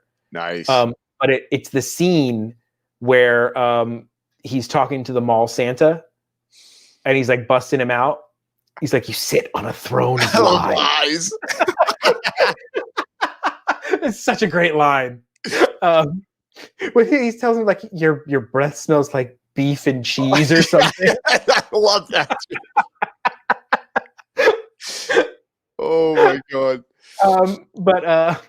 So it's that scene, and then like they're like tackling, and they're all and she's laughing her butt off. She's like, "This is hilarious!" I'm like, "This is the movie we want you to watch." So we're gonna have a family movie night, and we're gonna watch Elf one night because it's literally my wife and her cousins. Like that's their Christmas movie. You know, like everyone kind of has like a Christmas movie. So like that's their tradition Christmas movie with her and her cousins. That's so. It's Brooklyn Boho's favorite movie. Good taste. Good taste. Great movie. I would say it's for me, that would be a pretty close one, but I think my favorite has still got to be Christmas Vacation. Dude, which let me tell you, we brought the boys the other night. Speaking of, I'm so jealous. Dude, we got to go to a place called the Polk Theater, which is next year. Next year. They do it again. They do it every year, I guess. I'm in. Every year. It was $5 a ticket. Oh, good night, Power Matt. Thank you so much. If we do not see you before then, Merry Christmas to you and your family. Yes. Have a great one. You know, it's been a rough year, but you know, try to enjoy Christmas at least. Yeah, spend it with the loved ones, even if it's not family. You're not Santa. You sit on a throne of lies. I love that your breath smells like beef and cheese. If you're Santa, what song did I sing you for your birthday? Happy birthday. Happy birthday. He's like, damn it. Darn it. Oh, God. So Sorry, good. I didn't mean to interrupt you. Go ahead. So you took the boys. Worries. So we went to the Polk Theater, which is this amazing old theater. It's 92 years old, and it's like I forget what they call it. Atmospheric. It's an atmospheric theater, which means it's like the Mediterranean. It looks like the sky, so it looks like it's endless. That's like the vibe. That's the vibe they're going for. I was reading up on it. But anyway, man, we were in with all these people that everybody knows the movie, and everybody is just losing their minds, man, laughing, and like it was like standing ovation at the end of the movie, man. It was just like it was such an awesome experience. You got to do it with me next year. Absolutely. Oh no, I'm a 100% in for that next year. Oh, so awesome. And they do, I guess they do like the next night they were doing A Christmas Story. Yep. And then they have a sing along for the Bing Crosby White Christmas. Okay. Which I'm guilty. I've never seen it. Never seen White Christmas. Indoor theater. Yeah, it's an indoor theater. Yes. Yes. You can look on Instagram. I've heard of Jeter Bend, but I've never been there. What is Jeter or Jeter Bend? I think it's a theater. I think it's a theater also. Yeah, no, those old theaters, man, are just amazing. Absolutely amazing. Yeah. But yeah, so they were playing Elf, and she's all excited about seeing it now, which just makes me excited because to share that with like your kid is so cool. Well, it's like watching it. It's like watching it for the first time. Yeah. Yeah. And like you just sit there, you don't watch, you actually sit there and watch them. You're like waiting for the reaction. You better laugh at the funny part. You better laugh at the funny part. Now I gotta watch that. Oh, I know. I have to go back. Speaking of watching and going back, so I didn't watch all of The Office, but I'd watched some of The Office here and there a couple times and whatnot, enough to be familiar with it and everything. But then I had seen where they're taking it off of Netflix, so it's going to be leaving Netflix. Now you got to watch it. And I was like, you know what? Before it moves to Peacock, because I won't pay for that, because I pay for enough of them as it is already. But so I'm like, before it moves there, I'm going to try and start watching it. And I forgot how funny that show is, man. It's awesome, dude. It is so funny. Steve Carell, man, is just comedic genius. He is one of my favorite comedians. Dude, they were edgy on that show, man. Oh yeah. Like I don't know if it's the it might even be the second or might even be the premiere episode, but he does the skit where he's like he gets in trouble and they have to have corporate come in to do sensitivity training because he does Chris Rock's bit. Oh, yeah. And he's like, how come Chris Rock can do it, but I do the exact same bit with the same comedic timing, just as good, if not better. I get in trouble. And I have to go to sensitivity training. Oh my God. He's so clueless, and like at times you almost hate him, but in the end you're like, you feel bad for him. You do hate Dwight. Oh, you do hate Dwight. Dwight is so horrible. But that just goes to show the actor, man. Oh, hey, Mike Wazowski. Mike Wazowski, thank you for. I'm sorry we scared you. I know Peacock is free, but I think there's like more that you have to pay to get other stuff, or like a premium. I don't know. Yeah. Or there'll be ads in it. So I'm trying to get through, and I'm laughing my butt off because I really need a little bit of just mindless something now. Which is funny because like I was telling the wife the other day. So the kiddo, love her to death, but my entire day at home is legitimately every 4 to 8 seconds. Hey, daddy. Hey, daddy. Hey, daddy. Hey, daddy. Like either she wants to tell me something, show me something, she needs something, or she has a question about something. And so legitimately, I have no time in my head where something's not being bombarded at me. Yeah. And so like, I was like, why do you stay up so late at night all the time? Like you need to start going to bed at a regular hour. And I'm like, it is literally the only time that somebody is not asking me to do something, saying, hey, daddy, or something like that. I legitimately have no voices talking to me other than what just the normal one. Just the normal. Yeah, just the other one that tells me to do things that I won't do. Yeah, right. But yeah, I know, Luann. I know. I'm legitimately, I'm Mr. Dad.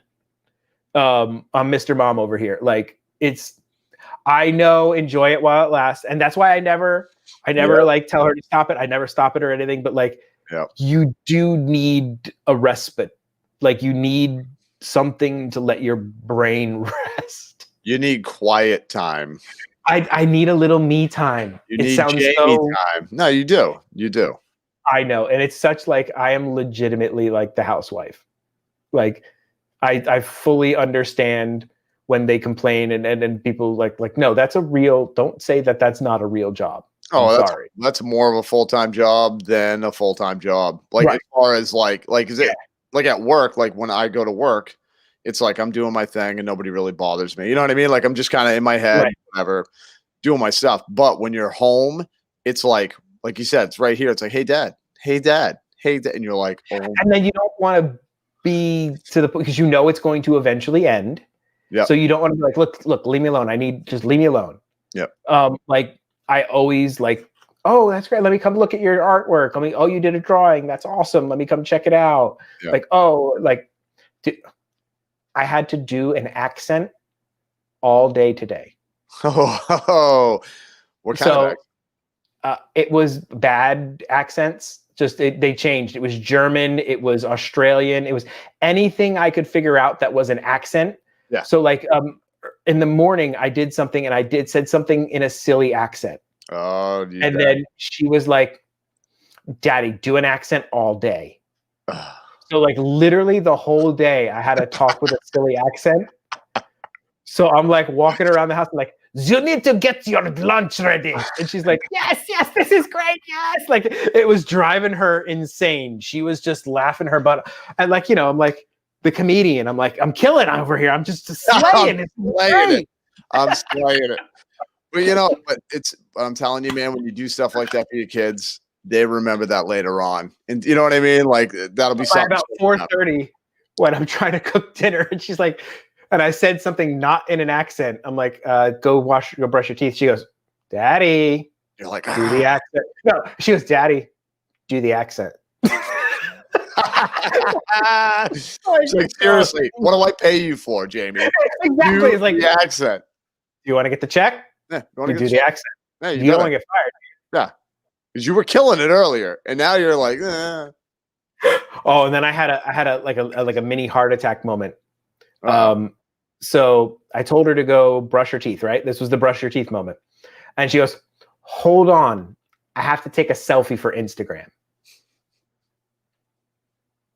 And she takes her phone out and goes, and then goes, like she's pretending to post it to Instagram. Oh my goodness, dude. I'm like, I can't handle that. No, I can't handle that. And then so like I took a little video of her today making the cookies. And I'm like, oh, we can put this on Instagram. She goes, you have Instagram? You're like, wait, no, I don't. I'm like, well, Daddy's channel, we have an Instagram for our channel. I have to call it our channel. Oh, of course. I call it my channel. Ooh, no. It's not. It's yours, Jamie. You know that. So I'm like, our channel has an Instagram. She goes, I want my own Instagram. I was like, you have to be 13. She goes, I'm almost 13. I'm like, you're 6. You got 7 years to go, little girl. There won't even be Instagram. Now be something else. When you get back. I speak it in a British accent every day.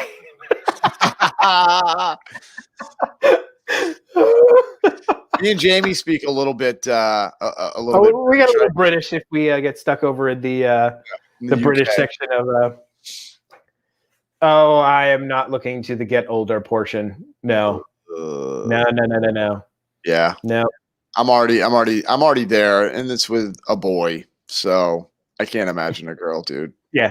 Oh no. I'm gonna wring the neck of a little boy who does anything wrong to my child. That's right. It's not gonna go well. No. Jamie's gonna be the dad sitting on the porch with a shotgun. Mm-hmm. I don't even need that. I feel like I could be intimidating enough. Yeah. Just as me. Dude, you should get just a leather jacket. You know what I mean? Like get make you look all hardcore the first time you meet him, and you're like, hey, how you doing? Talk all tough and everything. I don't even know what we're talking about anymore, but dude, Dad, do the exit. Do the exit. Oh, my son of a god. But it's my own fault because I was like, I'll do a funny little accent. You started. That was it. It was done. You're just like me. I start things and then they want you to keep doing it. It's like, dance, monkey, dance. And I'm like, I don't want to dance anymore. I'm tired. I'm done dancing. It's late. I'm tired. I need my me time. No, but I end up staying up either later or get I up found really I early. found a duck face photo on her phone. You know, like the girls who did the duck face. Yeah, a little. We should do that. We should Yeah, have the Dad and Drew show. I'm flipping through her phone and looking at these selfies that that she took, and I'm like, "You're kidding me? No, no." Delete. The society, man. I'm telling you. Yeah, I was like, "No, that's Dad's not cool with that." Ooh, No. Brooklyn Boho wants to get an accent preview. Oh, I did a couple. I tried German. I was like, it's a German accent. Time to go to the bed. Everything was zip. Yeah, You have to put on the pants. Put on the pants. Yep. Put on the pants. And then I did Australian for some reason. Like I went from, she goes, what kind of accent is that? I'm like, it's German, Australian, mate. And I was like, I don't know why I'm doing Australian now, but all right, mate, you're gonna go. Anything I could think of, I'm like, what do I do? Hey, Christy J. Hey, Thank Christy you. J. Bye. Hi. Hello. Hello. You just came in time for us to do funny accents. Yeah. Yeah, it's the funny accent portion. Yep. Yes, Jaquita, delete, block. Yes, definitely. Oh, we also had to block some channels on YouTube Kids. Ooh, really? And it's not for what you think. We had to block channels because she was watching channels like Ryan's World, which there's nothing offensive about that content or anything like that. The problem is she's watching the channels of these people whose parents, their job is to play with the child 24/7. So she feels like that's a normal thing. Oh, yeah. Like that's real life. That's real life. That's real life. Yeah. So like one day she was like, she said something like, I wish you had time to play with me more. And we're like, we play with you all the time, like all the time. And, daddy has to work and mommy, when she gets home, she just worked. And, so, we can't spend like the entire day playing games with you like they do on your channels because that's how they're getting paid. That's their job. Right. We have different jobs. And so like, we're like, you know what, we just have to like, yep. No more. Lorna, you want me to play it again? We can play it again. Totally play it again. Yeah. Oh yeah. Absolutely. Lauren's like, please no. Lou Ann's like, please no. Please no. We're good. Please don't. That's all right. You'll have to check out our single. I think you are in time for a little bit. That Dad and Drew. so hot right now.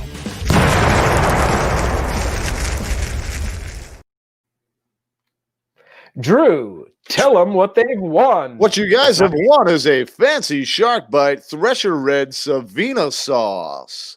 We should do radio commercials, dude. We should. And yes, this is brought to you by House Archery. We cannot promote this company enough. Every single hot sauce that we have tried from them, and it's been multiple hot sauces, they have all been meeting our mango. The mango from last week is almost gone. I've almost drained that bottle. The mango is so good, and that Vidalia onion, which is not spicy really at all, but the flavor, mind blowing. This is 100%. A Florida-based company. For those of you that do not know, we are a Florida-based show. Drew is in Florida. I'm in Florida. We are Florida people. Yes, we are. The moment is in Florida. But I honestly, I really feel like I should have been born in Florida because I handle the heat like a champ. Like I love it. Like I really do love it. Some people don't. Yeah. And when it gets to like 65, I'm in my orange puffy jacket now. Oh yeah, dude. I know. Well, you know what? The other, was it yesterday? I think it was yesterday. We were doing the live stream and Veronica had a t-shirt on and I had my fleece jacket on and somebody goes, is Queen V tougher than you? And I'm like, what do you mean? They're like, she's wearing a t-shirt and you are wearing a full-on jacket. And I was like, yeah, she is. And for some reason, I can't get see, I'm not tough. I can't even open up a bottle of hot Ask Queen to help. Ask Queen to help. You can't do anything without your wife. Come on. I got no fingernails. I did it. Look how strong I'm not. Lizard. Oh, you live in the wrong part of the state then.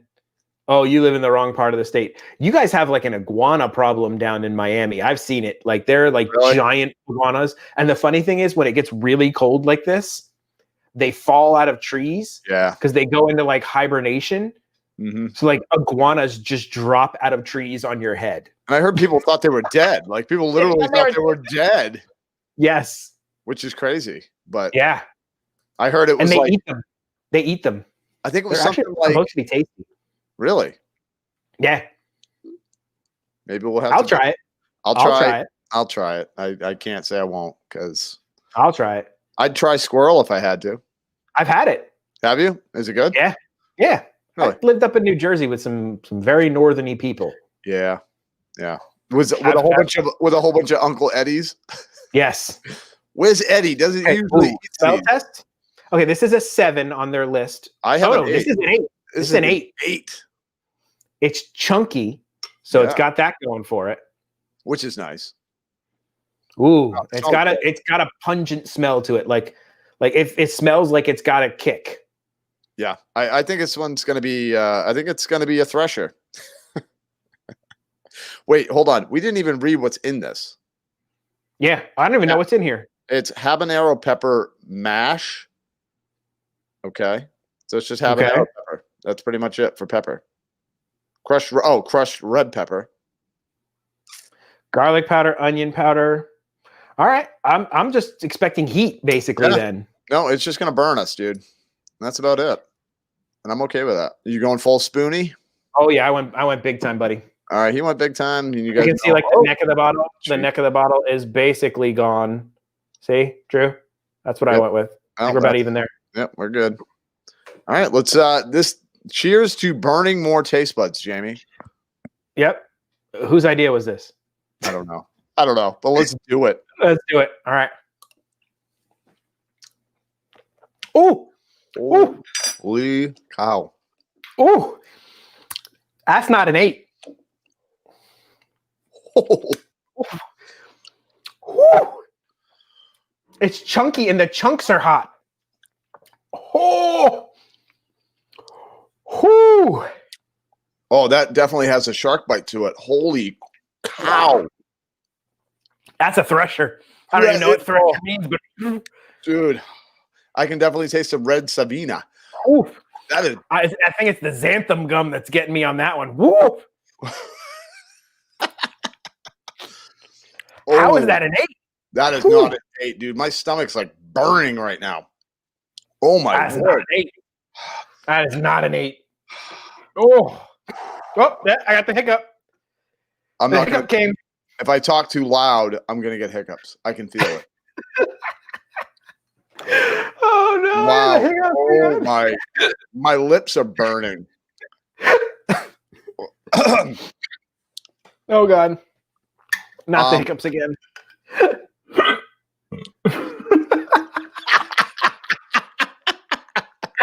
Did that come through the mic? Because I hope.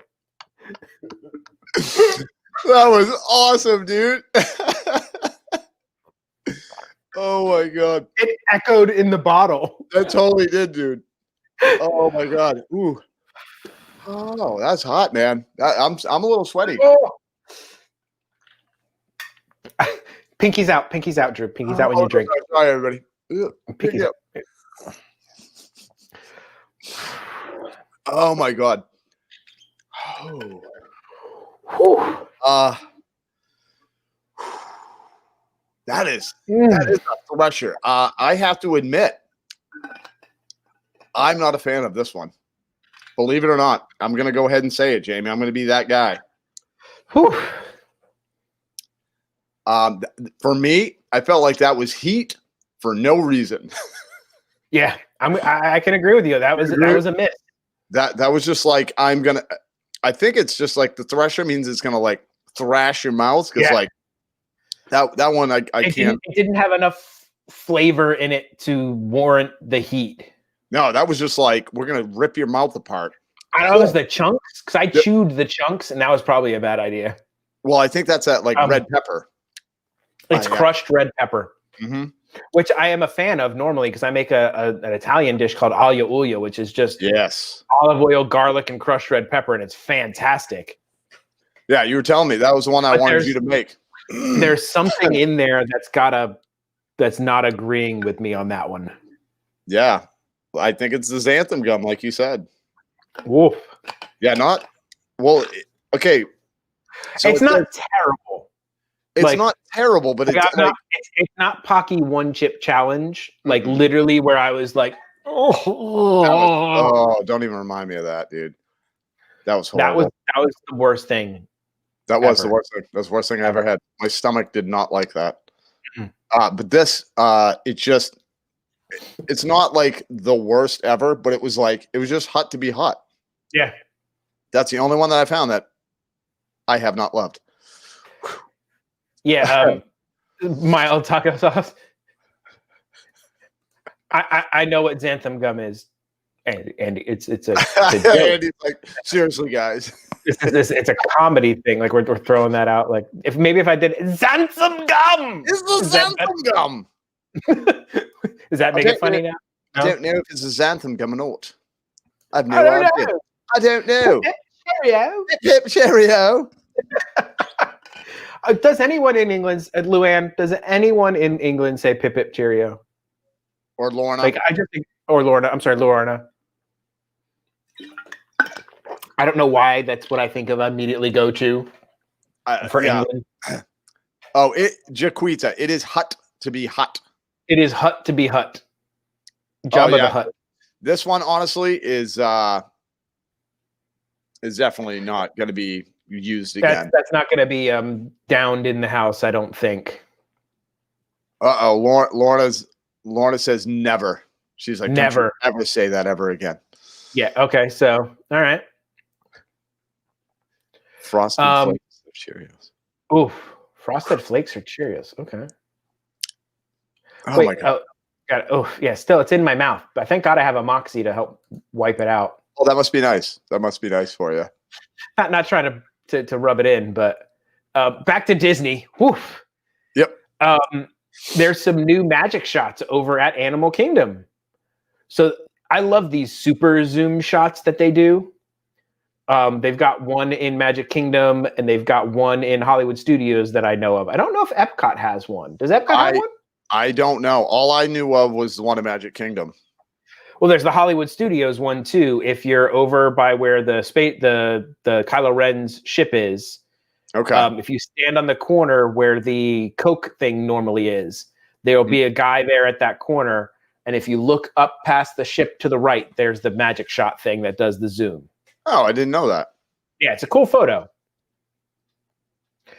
So they've got one over here at Animal Kingdom now. I don't know where it is, but let's see. Whoa, everybody hold on. Oh, that's Magic Kingdom. They're doing a holiday overlay of that is what they're saying, of the festive. Let's see. Oh, that's neat. Ooh, that is neat. It's like a snow globe. Oh, that's cool. I like that. That is a pretty cool thing. Oh, that's neat. I like that. And that's the one that you're talking about? This is the Hollywood Studios one here. Let's see. So this is the Hollywood Studios one. You can see here. Watch. Oh, that's a new one.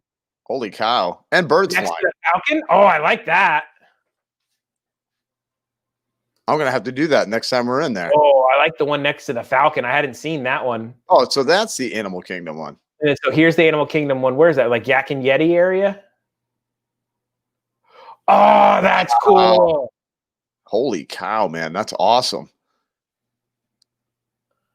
That's cool. I like that one. I never know this stuff ever. You don't even know where you're at. No, I don't. I really and don't. I'm a little bit upset with you lately, buddy. Uh-oh. You're stealing my bit. Uh-oh, what'd I do? You're getting lost from your family. That's my thing. Losing the family while you're walking around. That's my thing. Literally, they took off on me. Like I'm like, hey guys, I turn around. I was like, where did they go? And you're just randomly walking around. Well, I was like, all right. Every once in a while, Queen will post in the chat. She's like, I'm trying to find you. Where are you? and you can't give any directions about where you are. You're like, I'm by the thing with the guy, and he has the hat. Yep. Over there. Over there. Come and find me. I won't move. I won't move. No, they just disappear, dude. Like, because they'll be behind me, and then all of a sudden I'll be like going to say something, and then they're gone. And I'm like, come on, man. But we are like brothers, Jamie. So we do.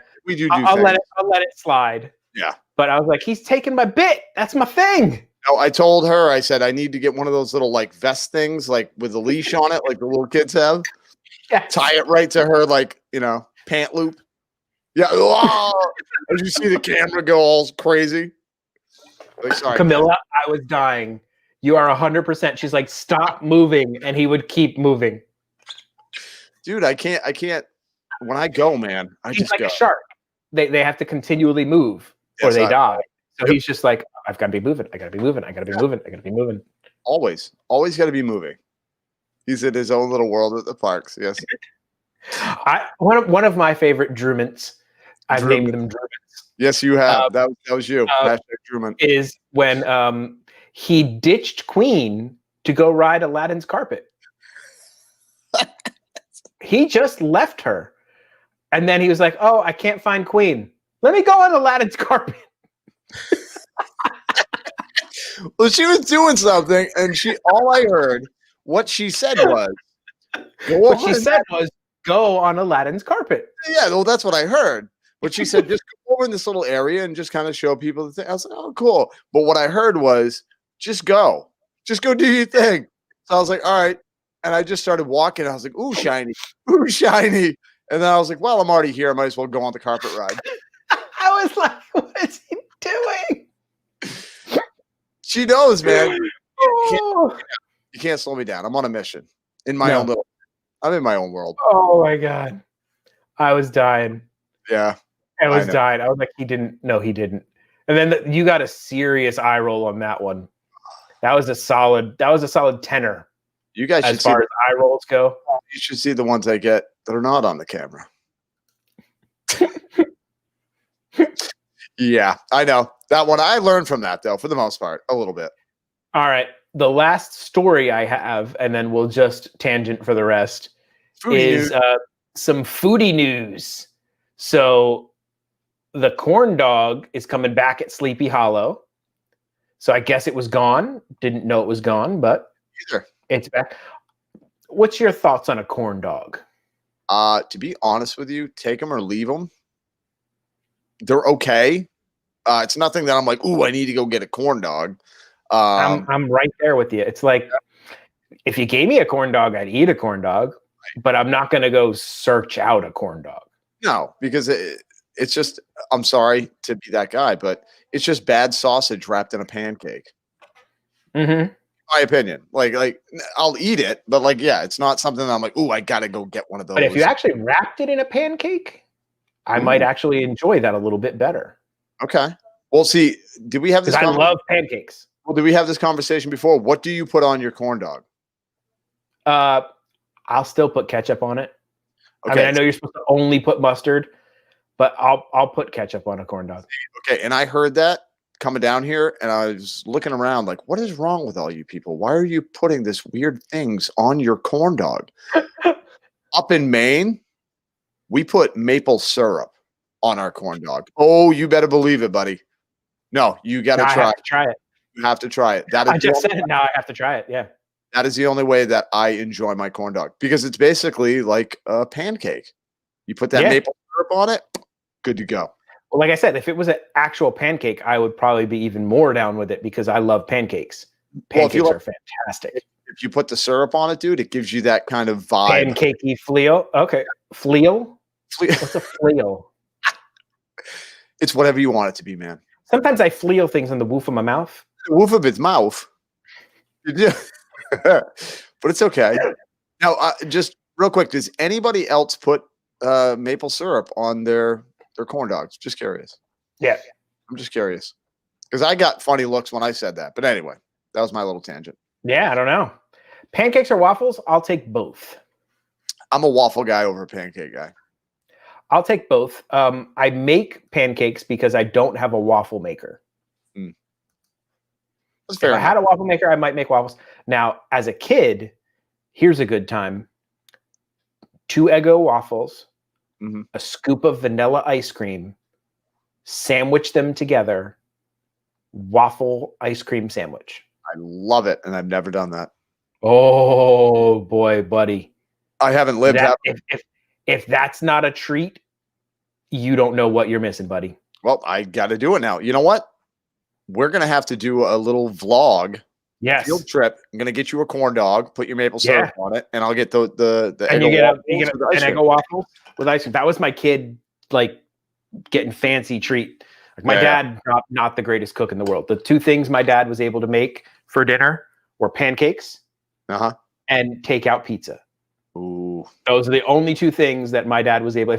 If dad was in charge of dinner, Mhm. we knew it was either breakfast for dinner or he's ordering pizza.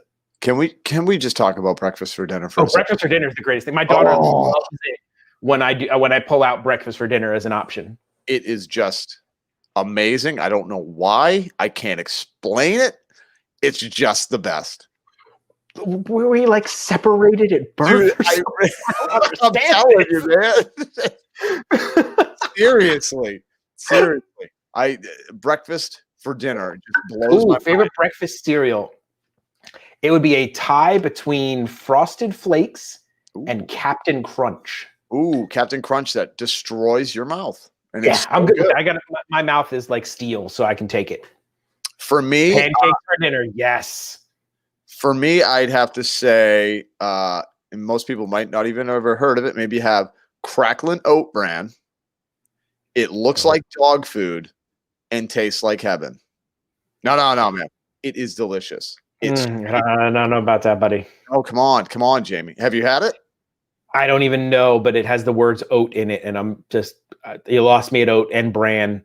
No, I hear oat and bran. I think of like a bran muffin, and that's what they give you when you're in the hospital and you're not allowed to eat anything.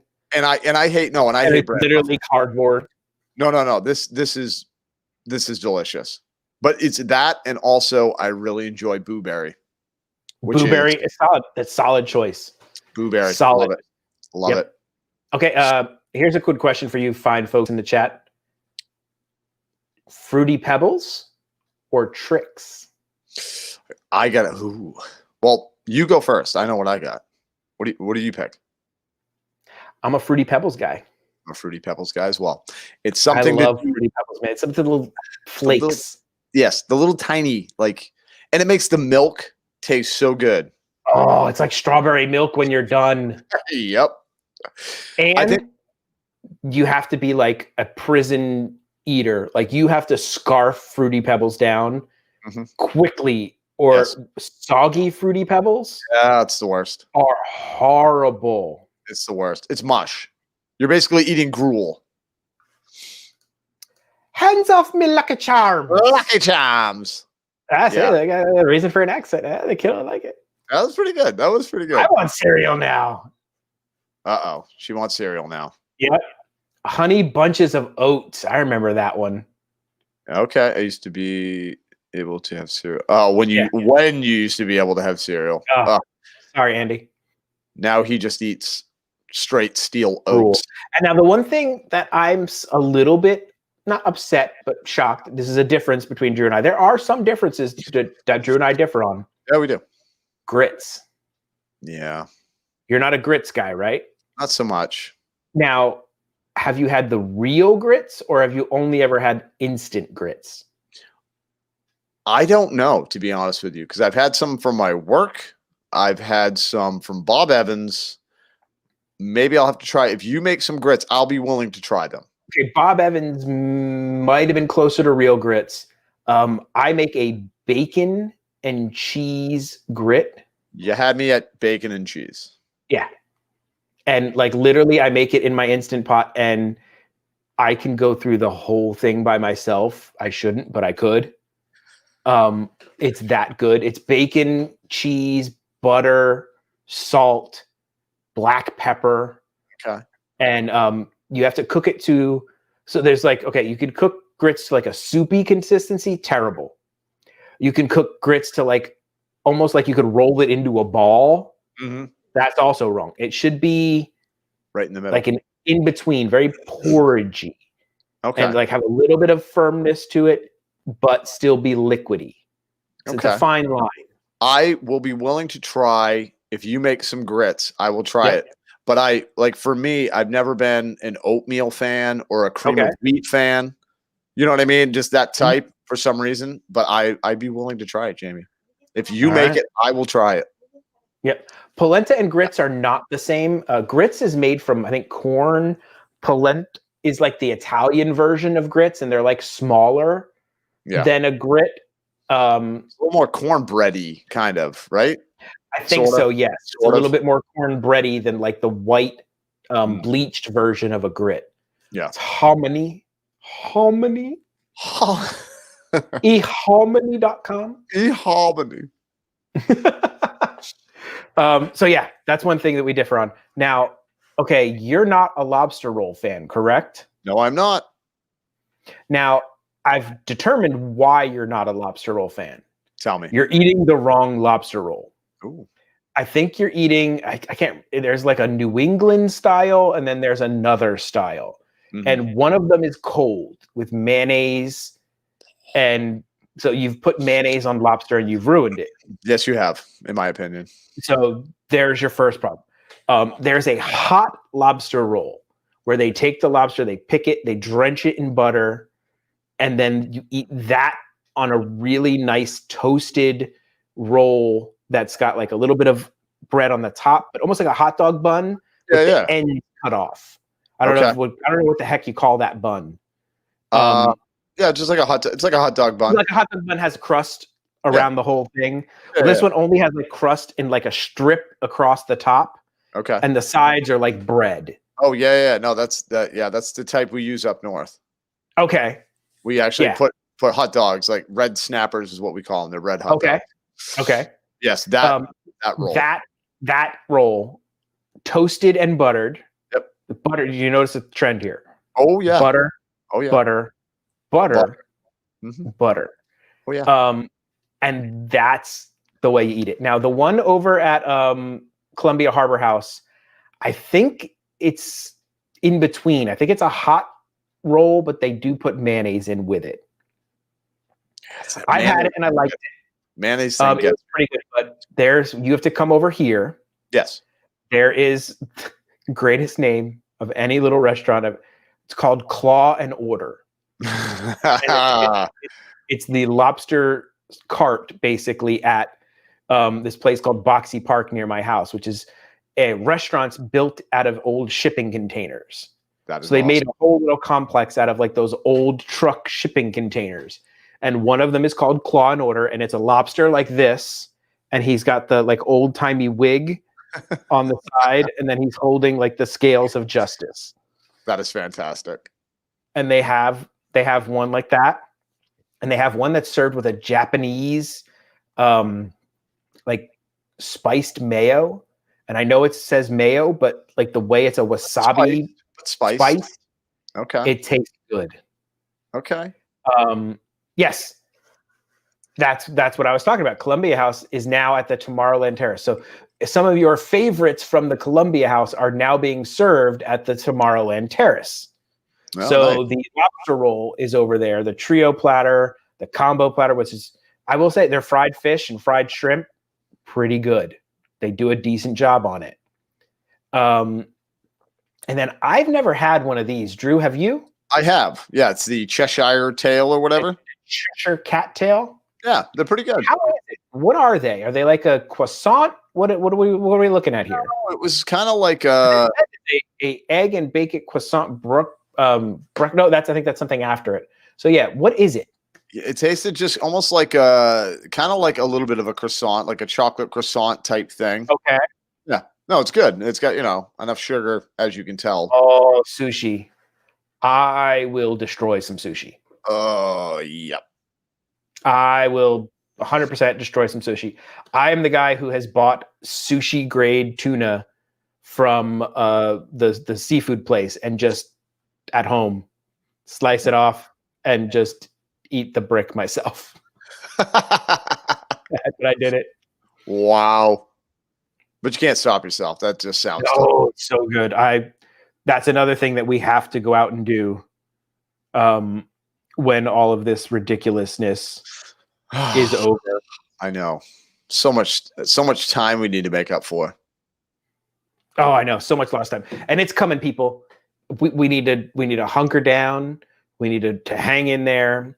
And we need to make it. I think this summer is going to be pretty epic. I think 2021 is going to be epic, just in general. Yeah. So let's see. We've got that one. They're saying. What else are they talking about over here? There's a new entree. Have you done Cinderella's Royal Table? Never done it. You? We did it once for the kiddo's birthday. She loved it. We did it because you get to meet all the princesses. Yeah. So basically, every princess shows up at that place. And when we went, they had upped the quality of the food quite a bit because some people had complained that the food wasn't in line with the price tag. But right. The food we had was high-end food. And this is a braised lamb shank. Sounds good. It just sounds good. Are you a lamb guy? I'll eat lamb. I love a lamb. Love lamb. Yep. So lamb, goat. Yeah. It has its own flavor. That's what I like about it. And so now the Crystal Palace is open, and we talked about it before, but they've actually got some pictures of the menu. And look at that one right there, buddy. Oh, that is legit my weakness. Yep. That's any place we go that has prime rib with horseradish cream sauce. I'm a sucker, buddy. Yep. I'm a sucker for horseradish. Oh, in general. In general. And then you put it on prime rib. Dude, that looks like creamed spinach behind it to me. And I am a creamed spinach fan. I love me some spinach. Yep. Popeye. Dude, we're gonna have to. Yeah, Popeye. I think Popeye actually really fueled us as kids. Pun intended. Yeah. There, fueled us to eat spinach. Oh yeah, I love spinach. I'm the kid. Like, it's so weird. I'm that kid who, like, like you can always, like, you can't get your kids to eat their veggies. Not me, man. Jamie, I was the kid you couldn't get not to eat the veggies. Dude, I swear we were separated at birth. You could legitimately. Now, if you do this, it's over. I'm leaving. I can't. We're gonna shut the stream down. There's no way. There's no way you did this as a kid because it's an Italian thing, and so I don't think you would have done it. So our family, we almost always had salad with a meal. Like there was almost never a time that you didn't have a salad with a meal. Generally, it was an oil and vinegar dressing. So they would do like a shaken oil and vinegar with some spices and stuff like that. You'd put that on the salad, and then I would drink the oil and vinegar dressing that was left over in the bottom of the bowl. That's how much I liked it. No, but had that been available, I don't see why I wouldn't have. I was so like, I would eat the whole salad, and then there would be like that oil and vinegar with all the spices, and I'd be like, and it's going down the hatch. Is anybody watching? And yep. Oh no, but I'm telling you, man. No, like veggies. You could get me to eat veggies before I'd eat fruit. Yeah. No joke. Hands down. Like all veggies. Raw, even like, to this day, like I don't snack. Not much of a snacker. Yeah. But like I won't snack on fruit. Like there's bananas and apples and all this stuff in the house, and I'm like, Now if you give me a veggie plate with like carrots and stuff and like a little dip, little sour cream dip or something. Ooh. Oh yeah, dude. I'm telling you. That's right. Like I'll eat a banana. Like if we are like going to the parks or something, I'm like, I got to eat something real quick in the morning. I'll just eat a banana. But like I don't really snack on fruit. Even Luann, olive oil is good for you. Actually, I've actually sort of started or trying to start. Will be starting. Probably. I'm going to try to do the Mediterranean diet, which is basically like lots of fish, lots of chicken, lots of vegetables. But then the fat that you're supposed to eat for yourself is good olive oil. It's basically like what the old Italians like. So it's like these people, they eat lots of pasta. They eat lots of all this stuff that shouldn't be healthy for them. But they're like the healthiest people there are because they don't really do sugar. So that's the one thing that I've got to try to wean myself off of. That's a tough is one, the man. sugar. That's tough. But and then like the only fats they really eat are the really good olive oil, and they don't eat a lot of red meat. They eat mainly like the chicken and the fish and the shellfish and that kind of stuff. So that's kind of my idea, because I need to thin out a little bit, a little bit huskier. The quarantine 15's not been the greatest to me. So I got myself an exercise bike. I try and do what I can. Oh, and one glass, and this was what sold me on my diet. I'm like, wait, this is a diet? I get to have one glass of red wine a day? What? And this is in the diet? For your heart. You got to do that. You got to do that, Jamie. That's awesome, man. But dude, look at that chicken. Ugh. Look at that chicken. It's fried chicken with a honey pot drizzle. Ooh. So it's like a hot honey. We talked about this. Yes. Hot honey? Hot honey. Oh, yeah. I'll take honey and I'll mix my srirachas and hot sauces into the honey and make my own hot honey. So good. Something about sweet and heat. Sweet and heat, man. It is. Yeah. No, it's like the sweet brings out the flavor of the heat and vice versa. You know what I mean? Like, because there is a flavor to the heat, you know? Why you're making me hungry, dude. And dude, this is a bad idea. I know, because I have none of that stuff. None of that stuff. I'll probably this was not a good idea for the end of the stream, because I am so hungry now. I know. And I sent Drew this photo, and I didn't get a response back because I think he had passed out. Yeah. From the parks. But I sent this to kind of. You got to go to the parks, but look what I got to do. I got to do this. So mean. Prosciutto di Parma. It's the best. And real Parmigiano Reggiano. And I sat there at my table. My daughter looked at me like I was a crazy man. And she goes, first, she's like, what is that? Because any snack I have, she needs to know what it is in case she wants to take it from me. Oh, of course. Yeah. In case it's so good. She's like, what is that? I'm like, it's kind of like ham, but sort of like bacon, but not really either. Just I'm like, it's just really good. Do you want to try a little piece? She goes, sure. So she tried it, she chewed it, good 30 seconds. Oh. I was like, okay. And then she goes, and I told her, she's like, what about that? She's like, I like cheese. What kind of cheese? I'm like, you don't want this cheese. I'm like, she's like, I'm going to try it. I'm like, you don't want it. There you go. Yep. Have at it. Half a second. The Parmesan was in her mouth and she was like, which made you happy because now you're like, cool, more for me. Now I know you're not going to bother me. And I literally sat there and I watched YouTube in quiet as I slivered off a piece of cheese, wrapped it in a piece of prosciutto, and I bought it all at Sam's Club.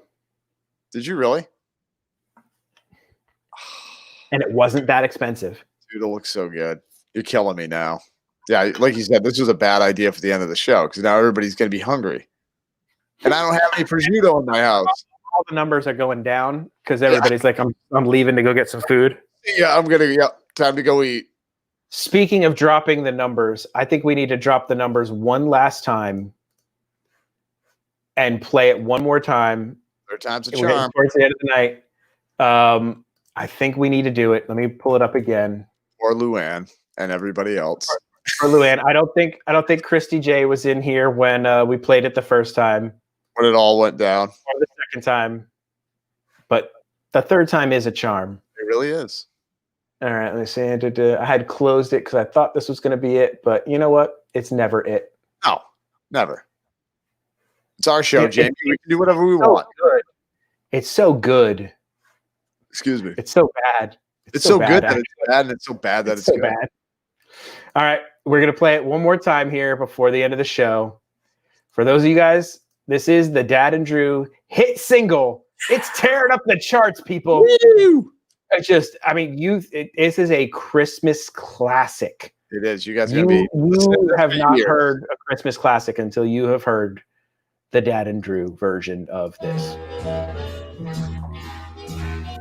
Everyone, Luann, you're right. Everybody up off your chairs. I want to see some chair dancing. Dad and Drew, live on Wednesdays. They've got news about Disney. It may not Lorna's be right, muting. but there's tangents tonight, talking about anything they can. Gone away are their taste buds, so they say it's just a lollipop. It stings like a. Whose idea was this? That's my son's favorite. You are That's in my a best. That's my world favorite of part. Pain. That's my favorite part. In the show, we will talk some Star Wars. Drew's got that little And Sinatra voice other going, man. things. This was recorded in your Some bathroom, point right? We will have some technical issues. As Drew is frozen on all your screens. Later on, If that's not a there'll be shirt, I don't bromance. know what As is. Dad and It's Drew Drew. laugh and they try to dance. They're idiot friends, they're friends to the end. Dad and Drew, they try the best they can. 9 million Scoville, are you crazy? Drew has tears, Dad has hiccups. This isn't right, Sammy's happy tonight. Dad and Drew are in a world of pain. Gone away are their taste buds, so they say it's just a lollipop. It stings like a. Whose idea was this? Dad and Drew are in a world of pain. In the show, we will talk some Star Wars. Sammy likes it. Mando and 1,000 other things. At some point, we will have some technical issues. As Drew is frozen on all your screens. Later on, there'll be bromance. As Dad and Drew laugh and they try to dance. They're idiot friends, they're friends to the end. Dad and Drew, they try the best they can.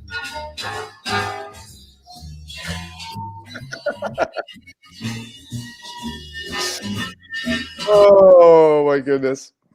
Yeah, we hope you all loved that. We hope you guys all love it because we had fun doing it. I'll tell you that. Yeah, I was laughing while I was writing the lyrics. I Oh laughed God, yeah. at your lyrics. I'm like, oh my word. I laughed trying to record it. just trying to get through the recording of it. I was having a hard time. And then when you sent me, because I didn't know your lyrics. So like the way this all started was I was waiting for my daughter in to drop her off at her ballet class. And I'm sitting in the car and that song comes on. And I was like, oh, what if we did a Christmas song? So like I take my phone out and I start like jotting down a couple of weird little stupid lyrics. And then so I record it on my thing and I send it to Drew.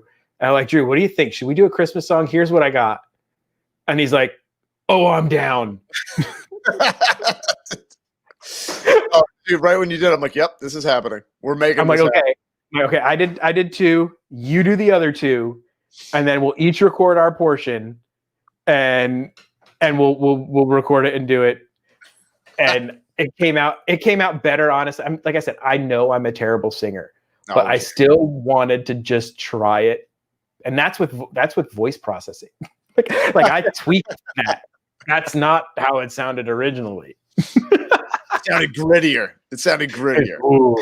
That is our gift to all of you for sticking with us and watching the Dad and Drew show, and watching Drew in the moment. And Dad got Parks, and Dad got this, and Dad got whatever Dad gets. Whole bunch of things he's got, and he's got. Oh, the Sammy cameo. That made it. And I had to put Sammy in there because she gets so happy when we destroy ourselves. Yep. It's literally, it's what brings joy to her life. It is. And she's going to have joy this when we set up this, hopefully Sammy, on Wednesday. Sammy's head is going to go when we set up this thing on Wednesday where everybody, we got 4 people battling it out for the backpack. Battle Royale, man. Let me see if I can pull up the image. Let me see if I can find it. Now it's stuck in my head. It's literally stuck in my head. I caught myself just walking around like humming it like that. Like I'm just walking around the house. The kiddo's like, Dad, what are you singing? Nothing to be concerned about. No, I showed my son the part that you sang where it's bleeped out, and he just started laughing. He goes, "That's the best. That's the best. That's the best part of the song." We're such children. Yeah. Earworm. Earworm. All right, here we go. That's the backpack. This is what everybody's going to be battling for. Yep. You're going to get your chance to win. I think those things are like $80 at least. That one might be 90 because it's one of the higher end ones. And it was a $7 entry fee and your taste buds. Those are the two things you had to be willing to give up. $7. A little bit of your sanity as well. Yeah, 80 or 90, something like that. And Drew and I have come up with a prize for every person who entered. Yes, because we think you guys should get something for so even if you don't win the backpack, you are going to win something. You're going to go home a winner. You're going to go home a winner. So just for playing, you're a winner. And that's just because we love you guys, honestly. Yeah, seriously. Like every one of you guys who comes in here.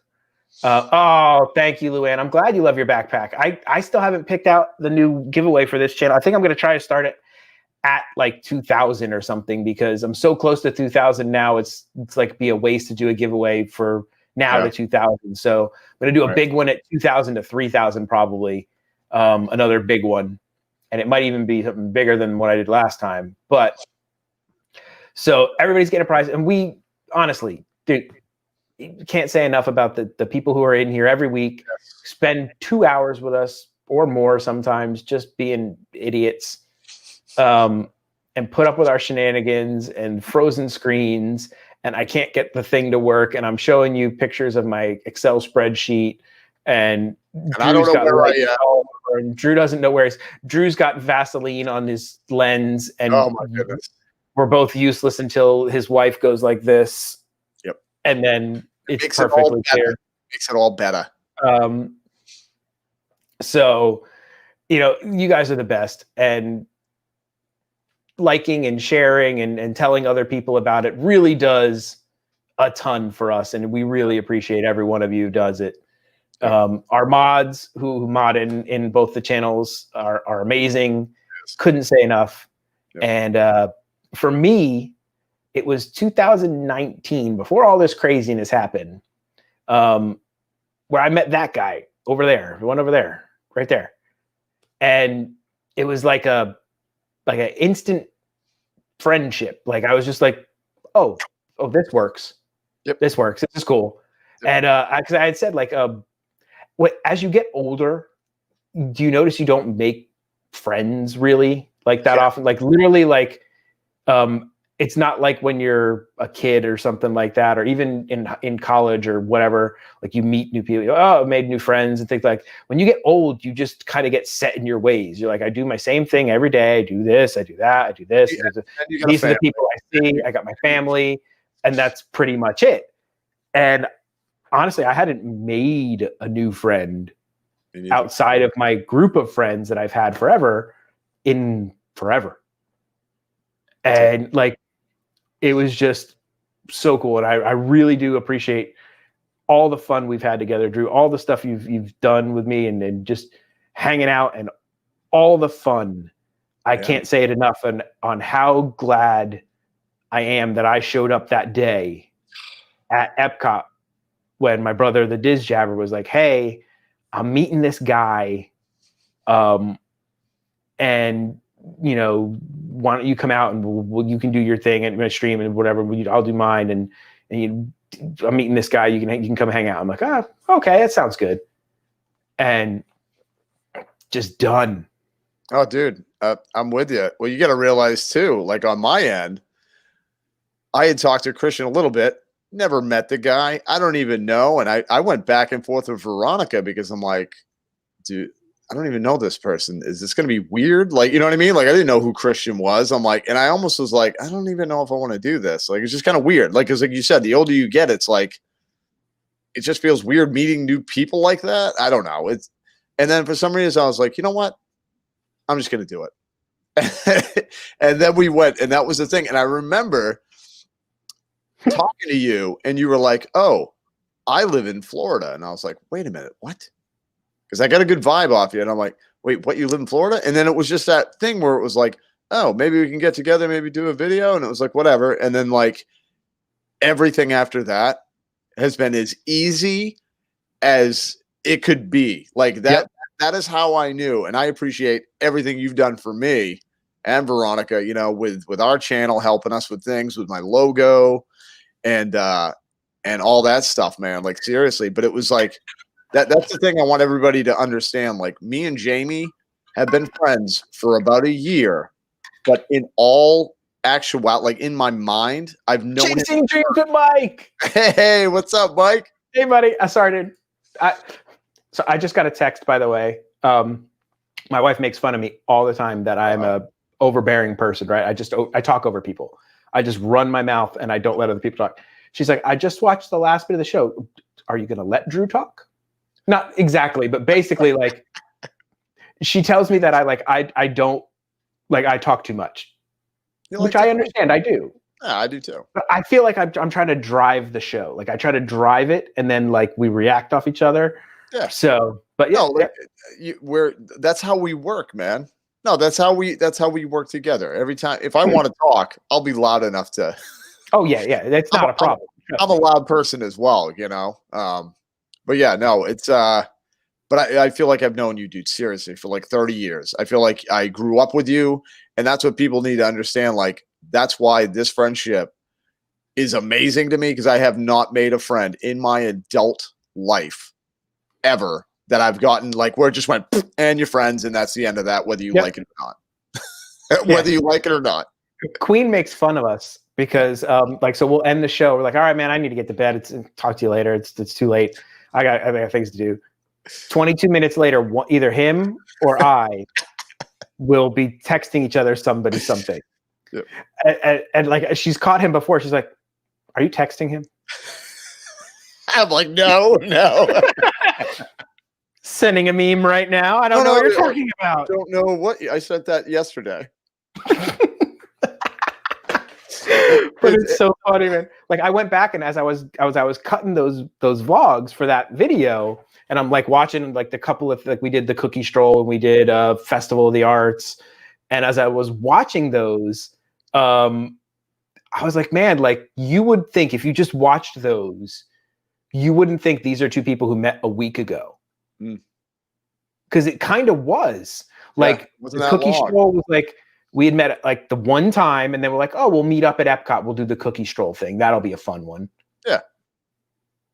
And then it was just ridiculous. It's ridiculous. All day. All day. But, or the after show, as we call it, after the stream ends, Drew and I stay out here and just chat. And there may be words that you can't say on a live stream that may happen there. That's why Drew let it fly the one time, because he thought we were off the chat, and then just all of a sudden, not good words. Never again. That'll happen again. I've cursed. You've cursed. We've both done it on the stream.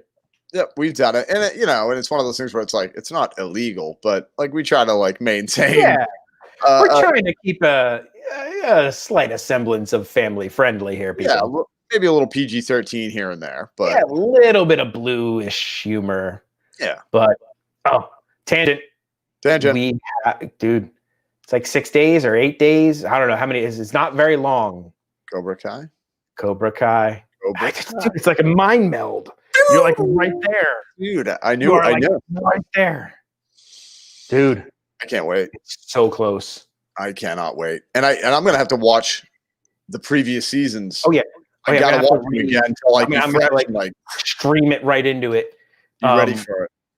But they've got the fact that he's going back to Okinawa, and the bad guy's there again, but he's good now. But maybe he talked them into sending him over there. Maybe like Jeff, where he's like, what we really need to do? I need to travel. The only way that this show is going to work, is if we go to Japan. Yes. For months. For months. And you guys pay. Yeah, you guys pay for it and everything. Yeah. But dude, I'm so that Chosen is there, and his name is Chosen. That's such a cool name. Like, I wish my name was Chosen. I know. That's Chosen. Like, what's your name? Chosen. Really? Okay, I'm not messing with you. Nope. I'm good. We good. Like, I'm not messing with that girl from Mandalorian. Yeah. No. Oh my goodness, dude. No, but growing up, I always wanted to be Snake Eyes, like the G.I. Joe. Snake Eyes. I mean, come on, man. Like, that's just like, I mean, not now. I think it'd be a little weird if it was like the Dad and Snake Eyes show. What would be weird is you walk up to your son's school and they're like, okay, who's here to pick up Lucas? Snake Eyes? Snake Eyes is here. Snake Eyes, I'm here to pick him up. And they'd be like, is that really his dad? Who is this guy? And you have a little bit of the same problem that I have in life, which is funny. Yes. You don't look like, or you could be mistaken for not being your child's parent. Biological father. Yeah, because. So, because we're both married to people of a different race, and our child looks like the other race more than ours. Yeah. Oh, definitely. So, if you are like out and there's a little kid kicking and screaming and your child's throwing a tantrum, thank God my child has never thrown a tantrum. But if your child was throwing a tantrum and you're like dragging your child to the car, like, you're getting in this car. Could you imagine? Like, people would think you're kidnapping a child because it's a white dude grabbing an ethnic child and throwing them in a vehicle. While they're kicking and screaming. Yelling. So horrible. Yeah, dude, that I'd be a little suspicious if I saw that happening. I'd be like, do we need to call the cops right now? Maybe we need to tackle that guy. Oh man, but I'm telling you, sit on a throne of lies. Oh, your breath smells like beef and cheese. Oh, my breath needs to smell like beef and cheese. I need to go eat some prosciutto. Oh, yeah, rub that. You can drink some Moxie while you're at it. Oh, I finished the Moxie. It's gone. I poured a little bit on the floor when we started this whole thing. Yeah, you did. You wasted Moxie. Oh, dude, have you seen? There's new Sam Adams commercials. Your cousin from Boston. No, I haven't. There's a whole new ad campaign called Your Cousin from Boston. Oh, and it's like, yes. Literally like the dude that you were talking about. And it's like your cousin from Boston is showing up to a family event, this place, that, and like they have the dude and he's like, and he does the accent. It's perfect. Oh my God. You would love that. It's a wicked piss. We'll have to watch that when we're not live. When we're not here. Live. Yeah. So we'll get it shut down. God. Yeah. Oh my God. So there was because the other thing that made me think of that was SNL. SNL got our channel shut down basically. Yep. So we played that SNL skit of Casey Affleck, and then I've been watching YouTube, and then I've been watching so Jimmy Fallon had Horatio Sands on his show the other day or a while back, and they were talking about like their favorite skits and things they were together, and of course that Christmas song came up, I Wish It Were Christmas. And the funniest part about that whole thing is, so I guess they called themselves desk buddies. So like Horatio Sands' desk was here and like Jimmy Fallon's desk was here in the writing area. So like they came up with that whole little thing. Like he's like, you had that guitar and I grabbed it and I came with the song and you did the thing. And they're like, and then Tracy comes in. He's like, I won't be in that sketch.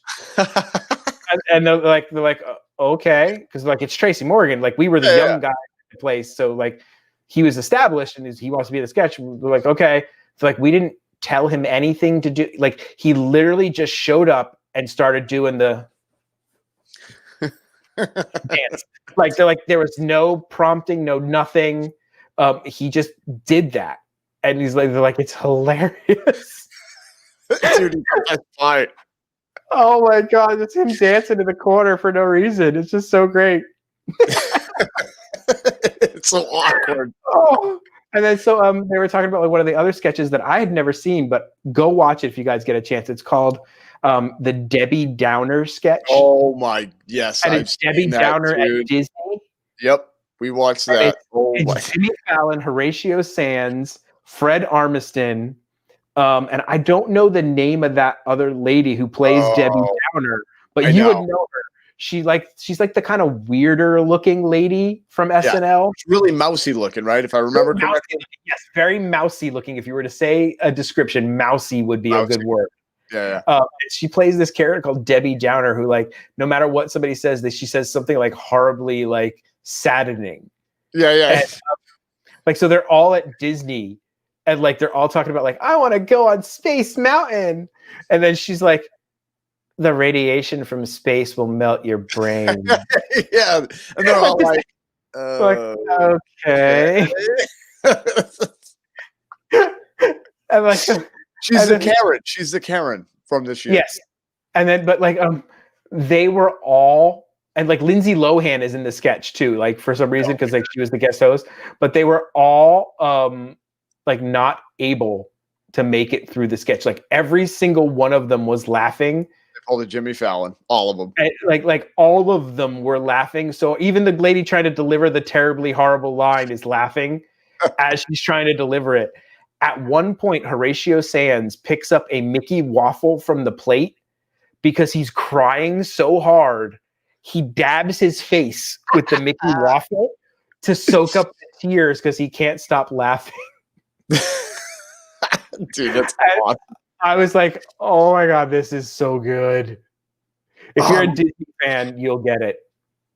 Or an SNL fan. Womp, womp. Yep, that sound, it's so great.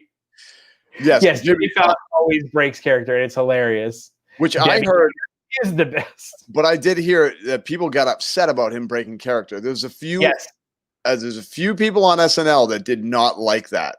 They weren't fans of it at all. No, they like got irritated about it. Where I'm like, dude, that's funny, man. You're breaking character. You can't. Oh, and the other thing they shared from that thing was the More Cowbell sketch with Christopher Walken, which is just the classic SNL sketch. Yep.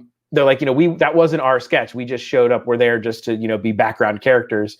And they're like, Will Ferrell, like in rehearsal, he showed up with like a little bit short shirt. And they like each time we did it, the shirt got shorter to the point where he was wearing that half shirt with his belly out. And they're like, he's just so next level. So, dude, that is the classic. He's so gross.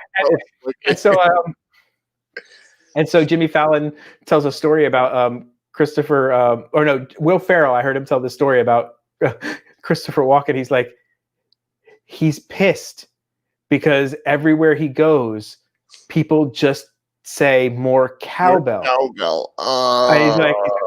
He's like, I can't go anywhere without somebody yelling more cowbell. He's like, I've done so much more. Life. Yeah. He's like, he yelled at Will Ferrell, you ruined my life. Dude, think about all the stuff Christopher Walken's done, and it's like all the amazing things he's been in, and people are like, more cowbell. I put my pants on one leg at a time, just like you guys, except for when I do it, I make gold records. I make gold records. Oh my God, I love that. It's so classic. And I will say, I've been watching a little bit of the new SNL because, they'll come up in my feed on YouTube and whatnot. And some of it is really good. The new cast is actually, there's some good stuff on there. Yeah, I haven't watched it, like new stuff really in a while. It's actually pretty. One of my favorites has always been because I love like the satirical news humor. Mm-hmm. And the Weekend Update is Colin Jost and Michael Che right now. And if you get a chance, this week was I got a fever and the only medicine is more cowbell. But this episode was the last one of the season, and Colin Jost and Michael Che have a tradition that Colin Jost hates, where they each make each other read jokes that the other wrote that the other one hasn't seen. Oh, geez. So like, they're seeing it for the first time and the other one wrote it. And oh my God, this one was so good. They're so inappropriate and so bad. Like Like, and he sets it up perfect. The Colin Jost guy, he's like, so this is the first time we've ever seen these jokes. No one, anyone else sees it. And he goes, they're innocent, fun, lighthearted jokes, right? And the other guy, Michael Che, goes, yeah, you go first.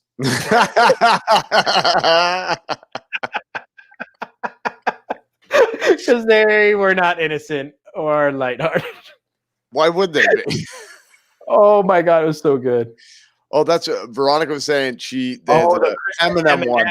She showed me that one. That was pretty funny. That was it was funny. pretty good. The Stewie or whatever it's called. Yeah, Stu. Stu Writing, Santa, and then Santa rapping back at him. Oh, it was so good. Inappropriate humor is my favorite. There's no other kind of humor, honestly. It's so great. Yeah, Christmas Eminem.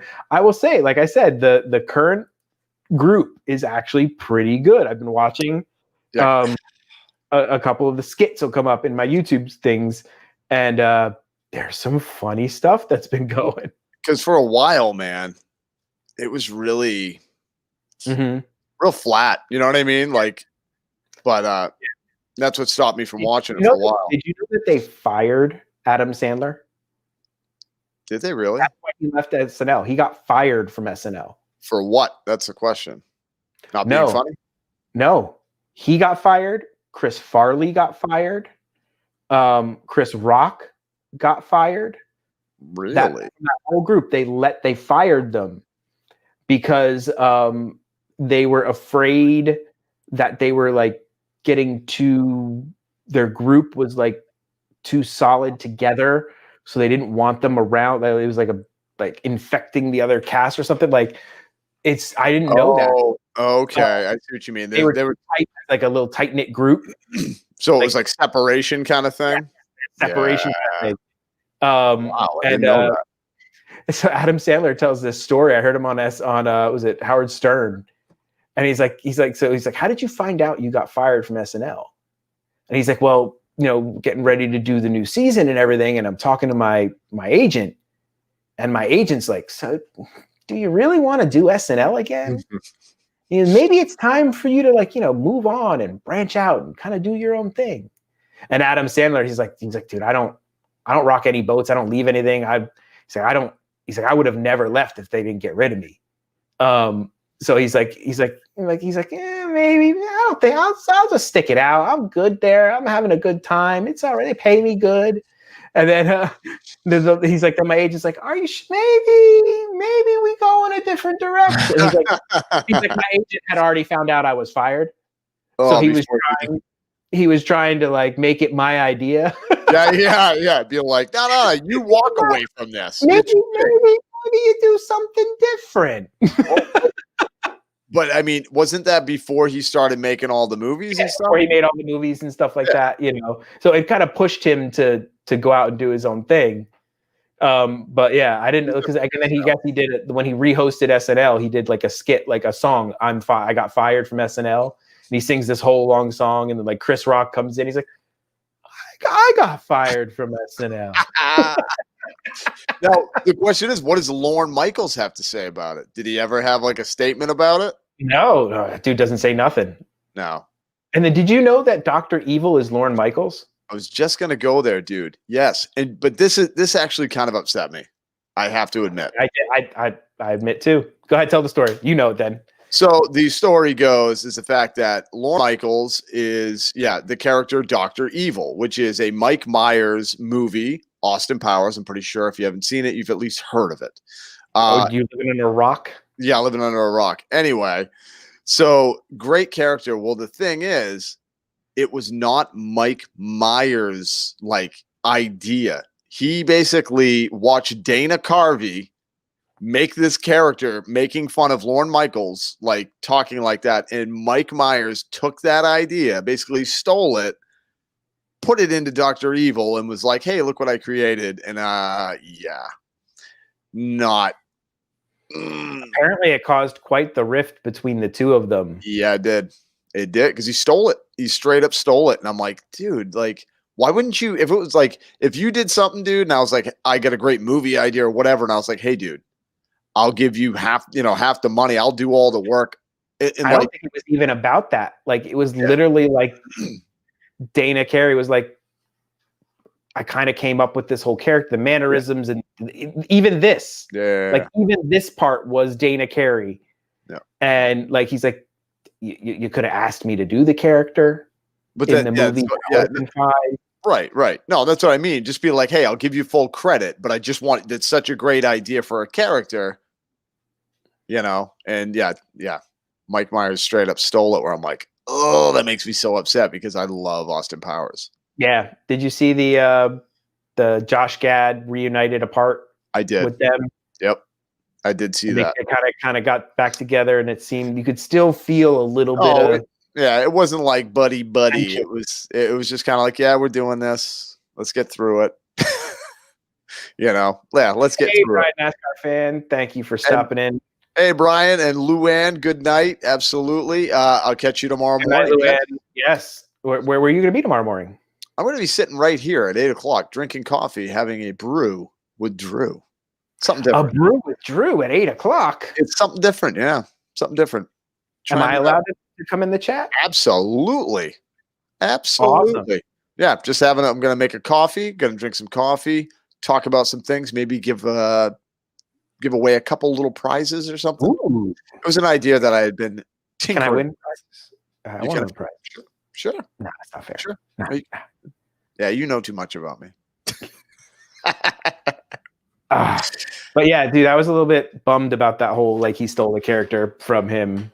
It's almost like your childhood and even in like your young adulthood, you grow up with a certain idea of things, and then you find out something later where you're like, oh, I wish I never knew that. You know what I mean? Like, yeah, with that and like Bing Crosby not being a wonderful person. Guy. Yeah, not a real nice guy. And I'm like, but I love your Christmas music. Your Christmas album's great, but you were not very nice to your kids. Same thing with me and Sean Connery. I wish I never knew. What happened? I don't know. Oh, he wasn't the nicest of guys. Like, he was very misogynistic. Okay. Like women should be in their place misogynistic. Like, yeah, that's not cool. Not speak until spoken to, kind of like know your place. Yeah. And like, you know, I think there were some allegations of some smacking around or something with some people.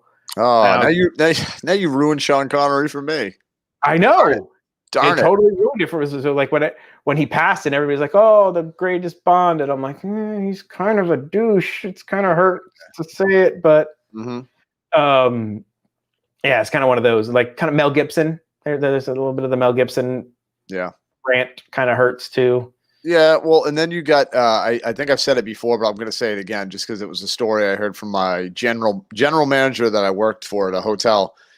He was telling me that he went wherever the baseball player Pete Rose, he had a store. I forget where it is. It's not really important to the story, but he had a store where he was at that day. And there was this kid that was like 8 years old who went up to Pete Rose, so excited, and was like, excuse me, Mr. Rose, would you sign my ball? Mr. Rose looked at him. Pete Rose looks at him and goes, did you buy that in my store? And the kid goes, no, I brought it from home. He goes, not going to sign it. You got to buy one from my store. Do you know how much the ball was at his store? $25 for a baseball. And somebody, when I heard that, I was like, you know what? Pete Rose is kind of a jerk. It's kind of and it hurts. It hurts. Yep, Pete Rose, man. I mean, like the Sean Connery imitation on SNL is hilarious, though. Sean it's perfect. Daryl Hammond nailed it. Sean Connery, yeah, Jeopardy, dude. The Celebrity Jeopardy when he's messing with Will Ferrell as Alex Trebek. Yep, I love that. I love Sean Connery, and I love Norm Macdonald being Burt Reynolds. Yes, when he came out with the giant hat. Do you remember the video? He's like, "Wow, what are you?" Some of the things they did on that Celebrity Jeopardy were like, they're like, what color is the sky? And like, he's like, you wrote down 4. Why would you do that? No, but I love it when I forget which one it was, but Will Ferrell walks over and whoever it was, they wrote like a sign or something, and it was like a Roman numeral, and he goes, "Despite your best efforts to not win the game, you actually have won the game with the Roman numeral number." He's just like, "I know you are not trying to win this game, but you actually accidentally won it." Oh, I love that sketch. It's so good. Oh, it's so funny, man. That was a good SNL for me. Oh yeah, and all the Will Ferrell years were great. Absolutely. They're just so great. The next Tom Hanks. Yep. I love when you hear those kind of things. You're like, really? Okay, Yeah. I'll go with it. No, I'm going with it. Somebody said I look like. Also, remember when I was telling you it was an NSYNC person? Somebody said I look like. His name is JC Chavez or something like that. Chavez. Yeah, my wife was a big NSYNC fan. Yeah, well, that guy. Apparently, I look a little bit like him. Sprockets, Church Lady, both great. I go way back. I love Hans and Franz. Hans and Franz. Those were some of my favorites. Hans and Franz were so great. I love the old SNLs. They're so good. I need to go back and rewatch some of them. But so Drew, you've got a brew with Drew. I got a brew with Drew. I can't even say it. A brew with Drew in the morning, 8:00 on the Drew in the Moment channel. We're gonna try it out. Never done it. Just doing a little, I don't know, half hour, 45-minute little thing. Nice. Chat. Yeah, just for fun. What about I know the holidays are coming here, so what's your next live stream? Next live stream will be Sunday. And I have Sunday. Yeah, because we're we're gonna take a couple days to like align the chi, my friends, because holy cow. Have a 50 for Zen kind of thing. Yeah, I had like 100 Zen last night. Like I told you, I fell asleep at 6:00 and woke up this morning. I knew something was off because I had sent him a couple texts and I had no response. And I was like, it's not like that.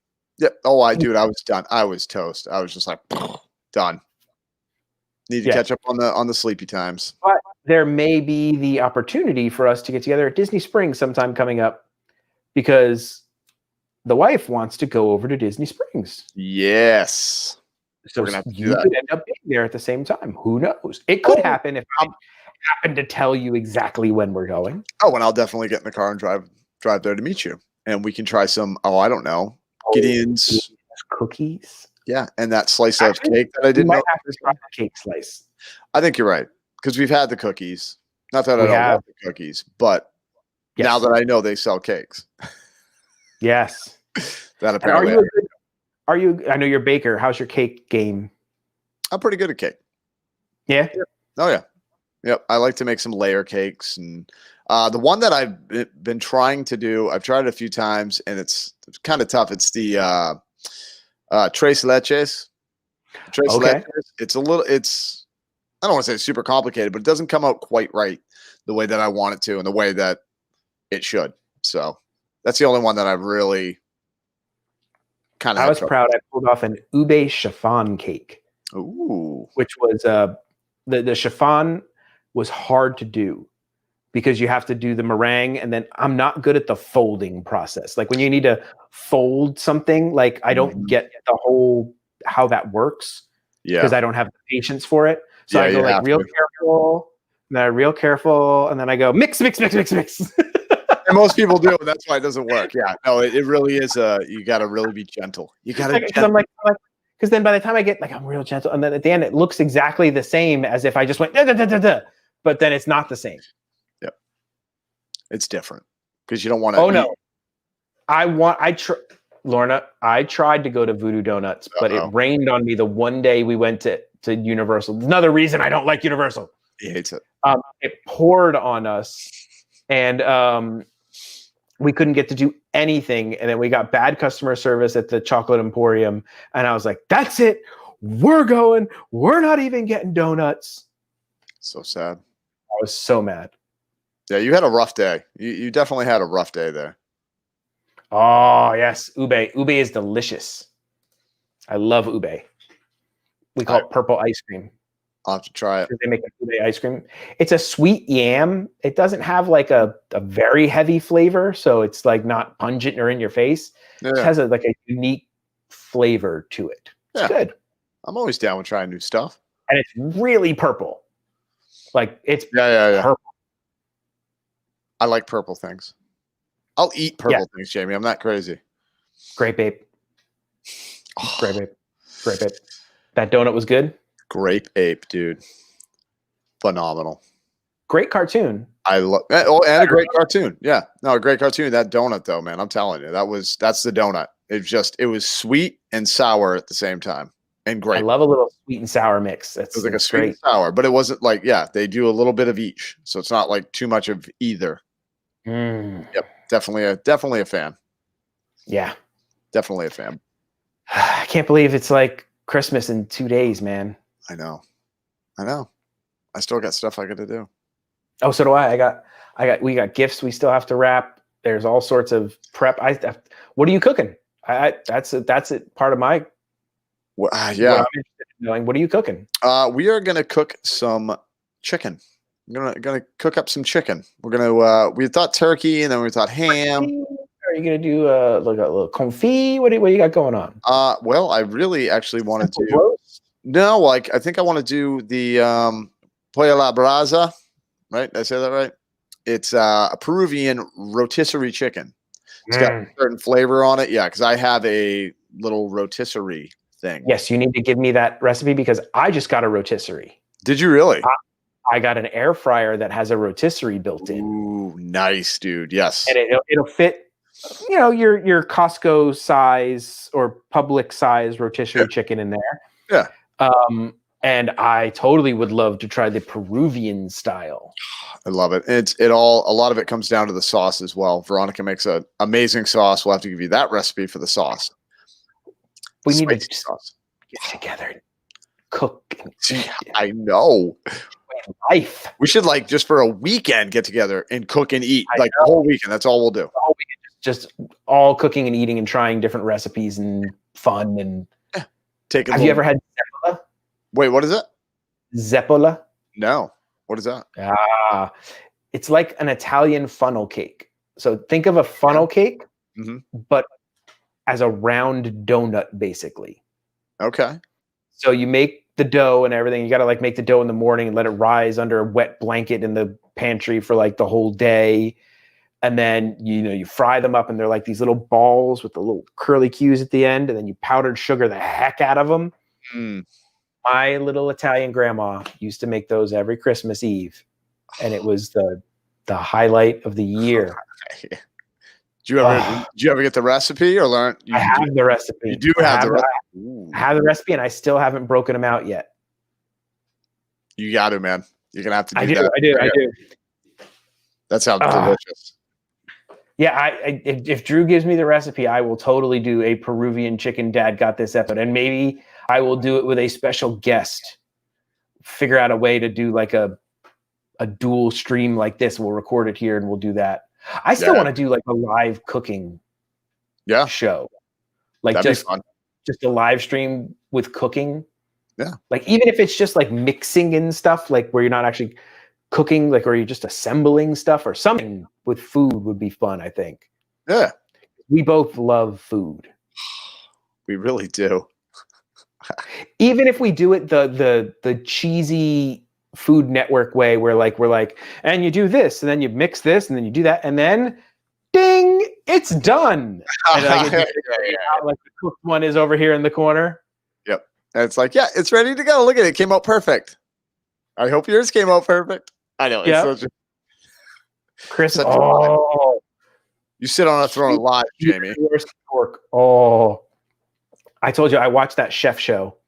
Rice and beans. And they make a mojo pork in that thing, and John Leguizamo makes it with John Fox. I've never been so I was watering my mouth, and they made the pressed Cuban sandwiches with it. Oh, I love Cuban sandwiches, dude. The pickle and then the little bit of mustard, and then they press it with the butter on top. Butter's very important. Oh my God. I'm like starving right now. You're killing me. You're killing me, man. Believe it or not, Drew loves coquito. Now Drew doesn't drink, so he's had the coquito over at Epcot, The virgin. the virgin version, and he is infatuated with it. He loves it. Love it. I thought it was fantastic. Such a great Flavor. like I love well, it's a different eggnog flavor. You know what I mean? Like some of them, like somebody tried to do what was it? I forget. Like they tried to flavor the eggnog differently. You know what I mean? Like a peppermint eggnog, and I'm like, no, not Get doing that that. out of here. Get that out of here. To eat down here. Okay. Oh, dude, I love me some. I traveled, like I said, when I did my car shows, we would go down to Miami all the time. And there's a couple of really great little Cuban restaurants down there that I used to love going to, man. They made the best churrasco skirt steak. Oh my God, so good with the sweet plantains. Oh, they're so good. Killing me, So Jay. good. You are killing me right now. So So hungry. I am cooking ham, Yeah, you're doing a ham? glazed ham. I do mine with soda. So I glaze it with soda. So I use soda and brown sugar and spices and pineapple. What kind of soda? Whatever I have on tap. Like, so this one I have Coke. Normally I like to go with something like a cherry Coke or Dr. Pepper, something a little sweeter, but I just have regular Coke this time. So I have an entire vlog on Raglan Road over at Disney Springs on my channel. I love Raglan Road. I love their food there. It was fantastic. I had one of the best meals I've had at Disney over at Raglan Road. Just so good. Everything we had was great. And then there was freaking Irish dancing. So like there's Irish dancing and a great meal. And where we were seated, the Irish dancer was like right next to our table. And so of course my kid who loves dancing was just going nuts. She was like, oh, this is amazing. And she got to go on stage and she did Irish dancing with them. And she's got a certificate from Raglan Road as a honorary Irish Gaelic dancer or something. It was just so great. Cool, man. Yeah. And she was like, and to gush a little bit about my daughter, you know, she comes down off the stage and this lady who we don't know leans over to my wife and she goes, your daughter's the only one who did it right. She was like, so as they're teaching them the moves, she was paying attention and trying to do the actual moves.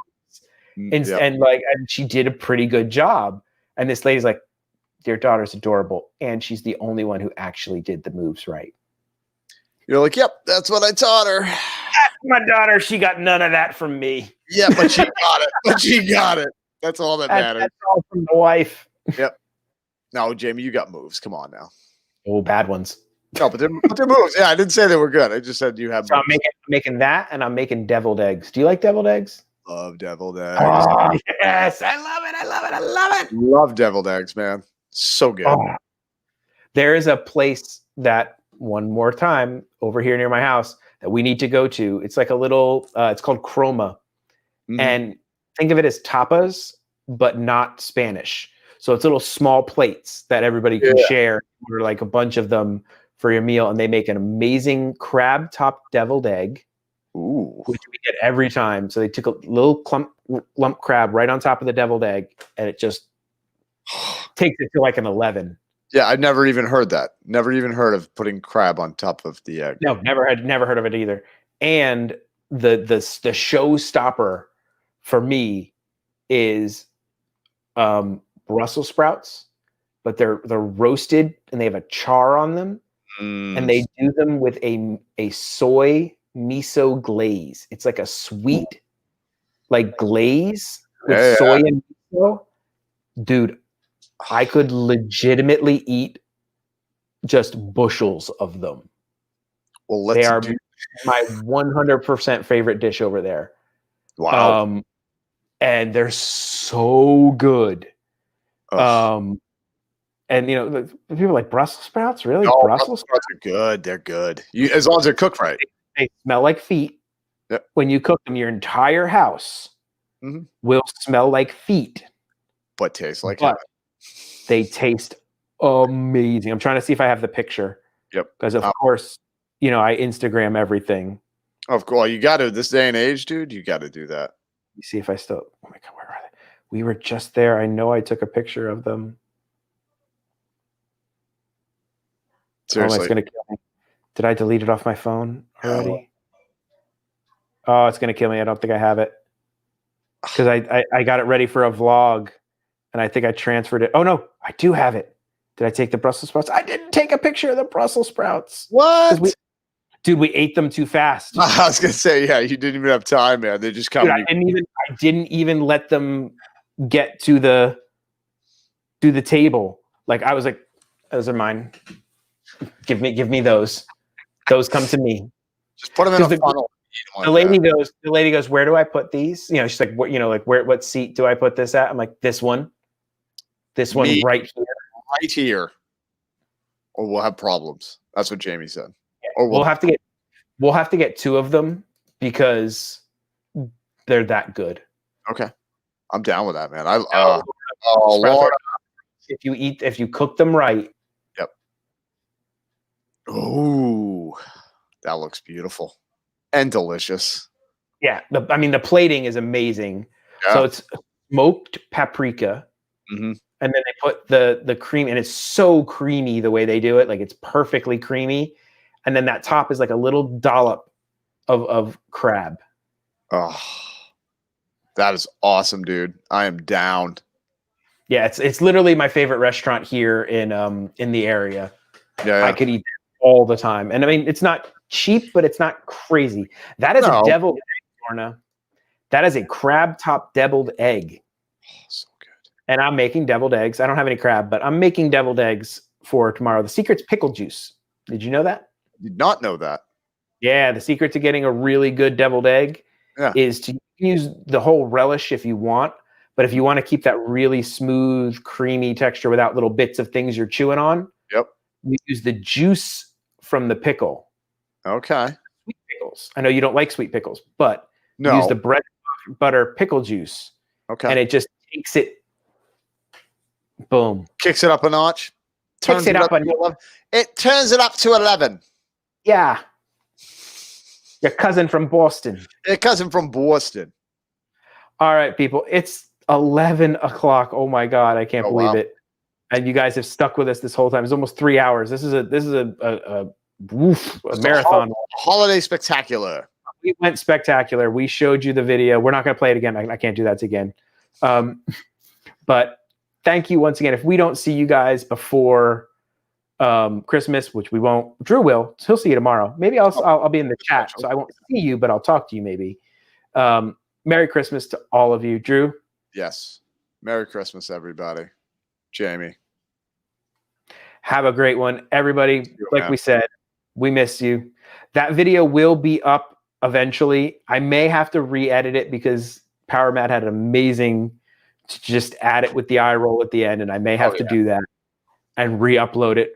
So it may go up tomorrow if you feel the need to listen to it again. Yeah, which I think you guys might, because it is catchy. It's catchy. It is. It's catchy. You'll be singing it all night.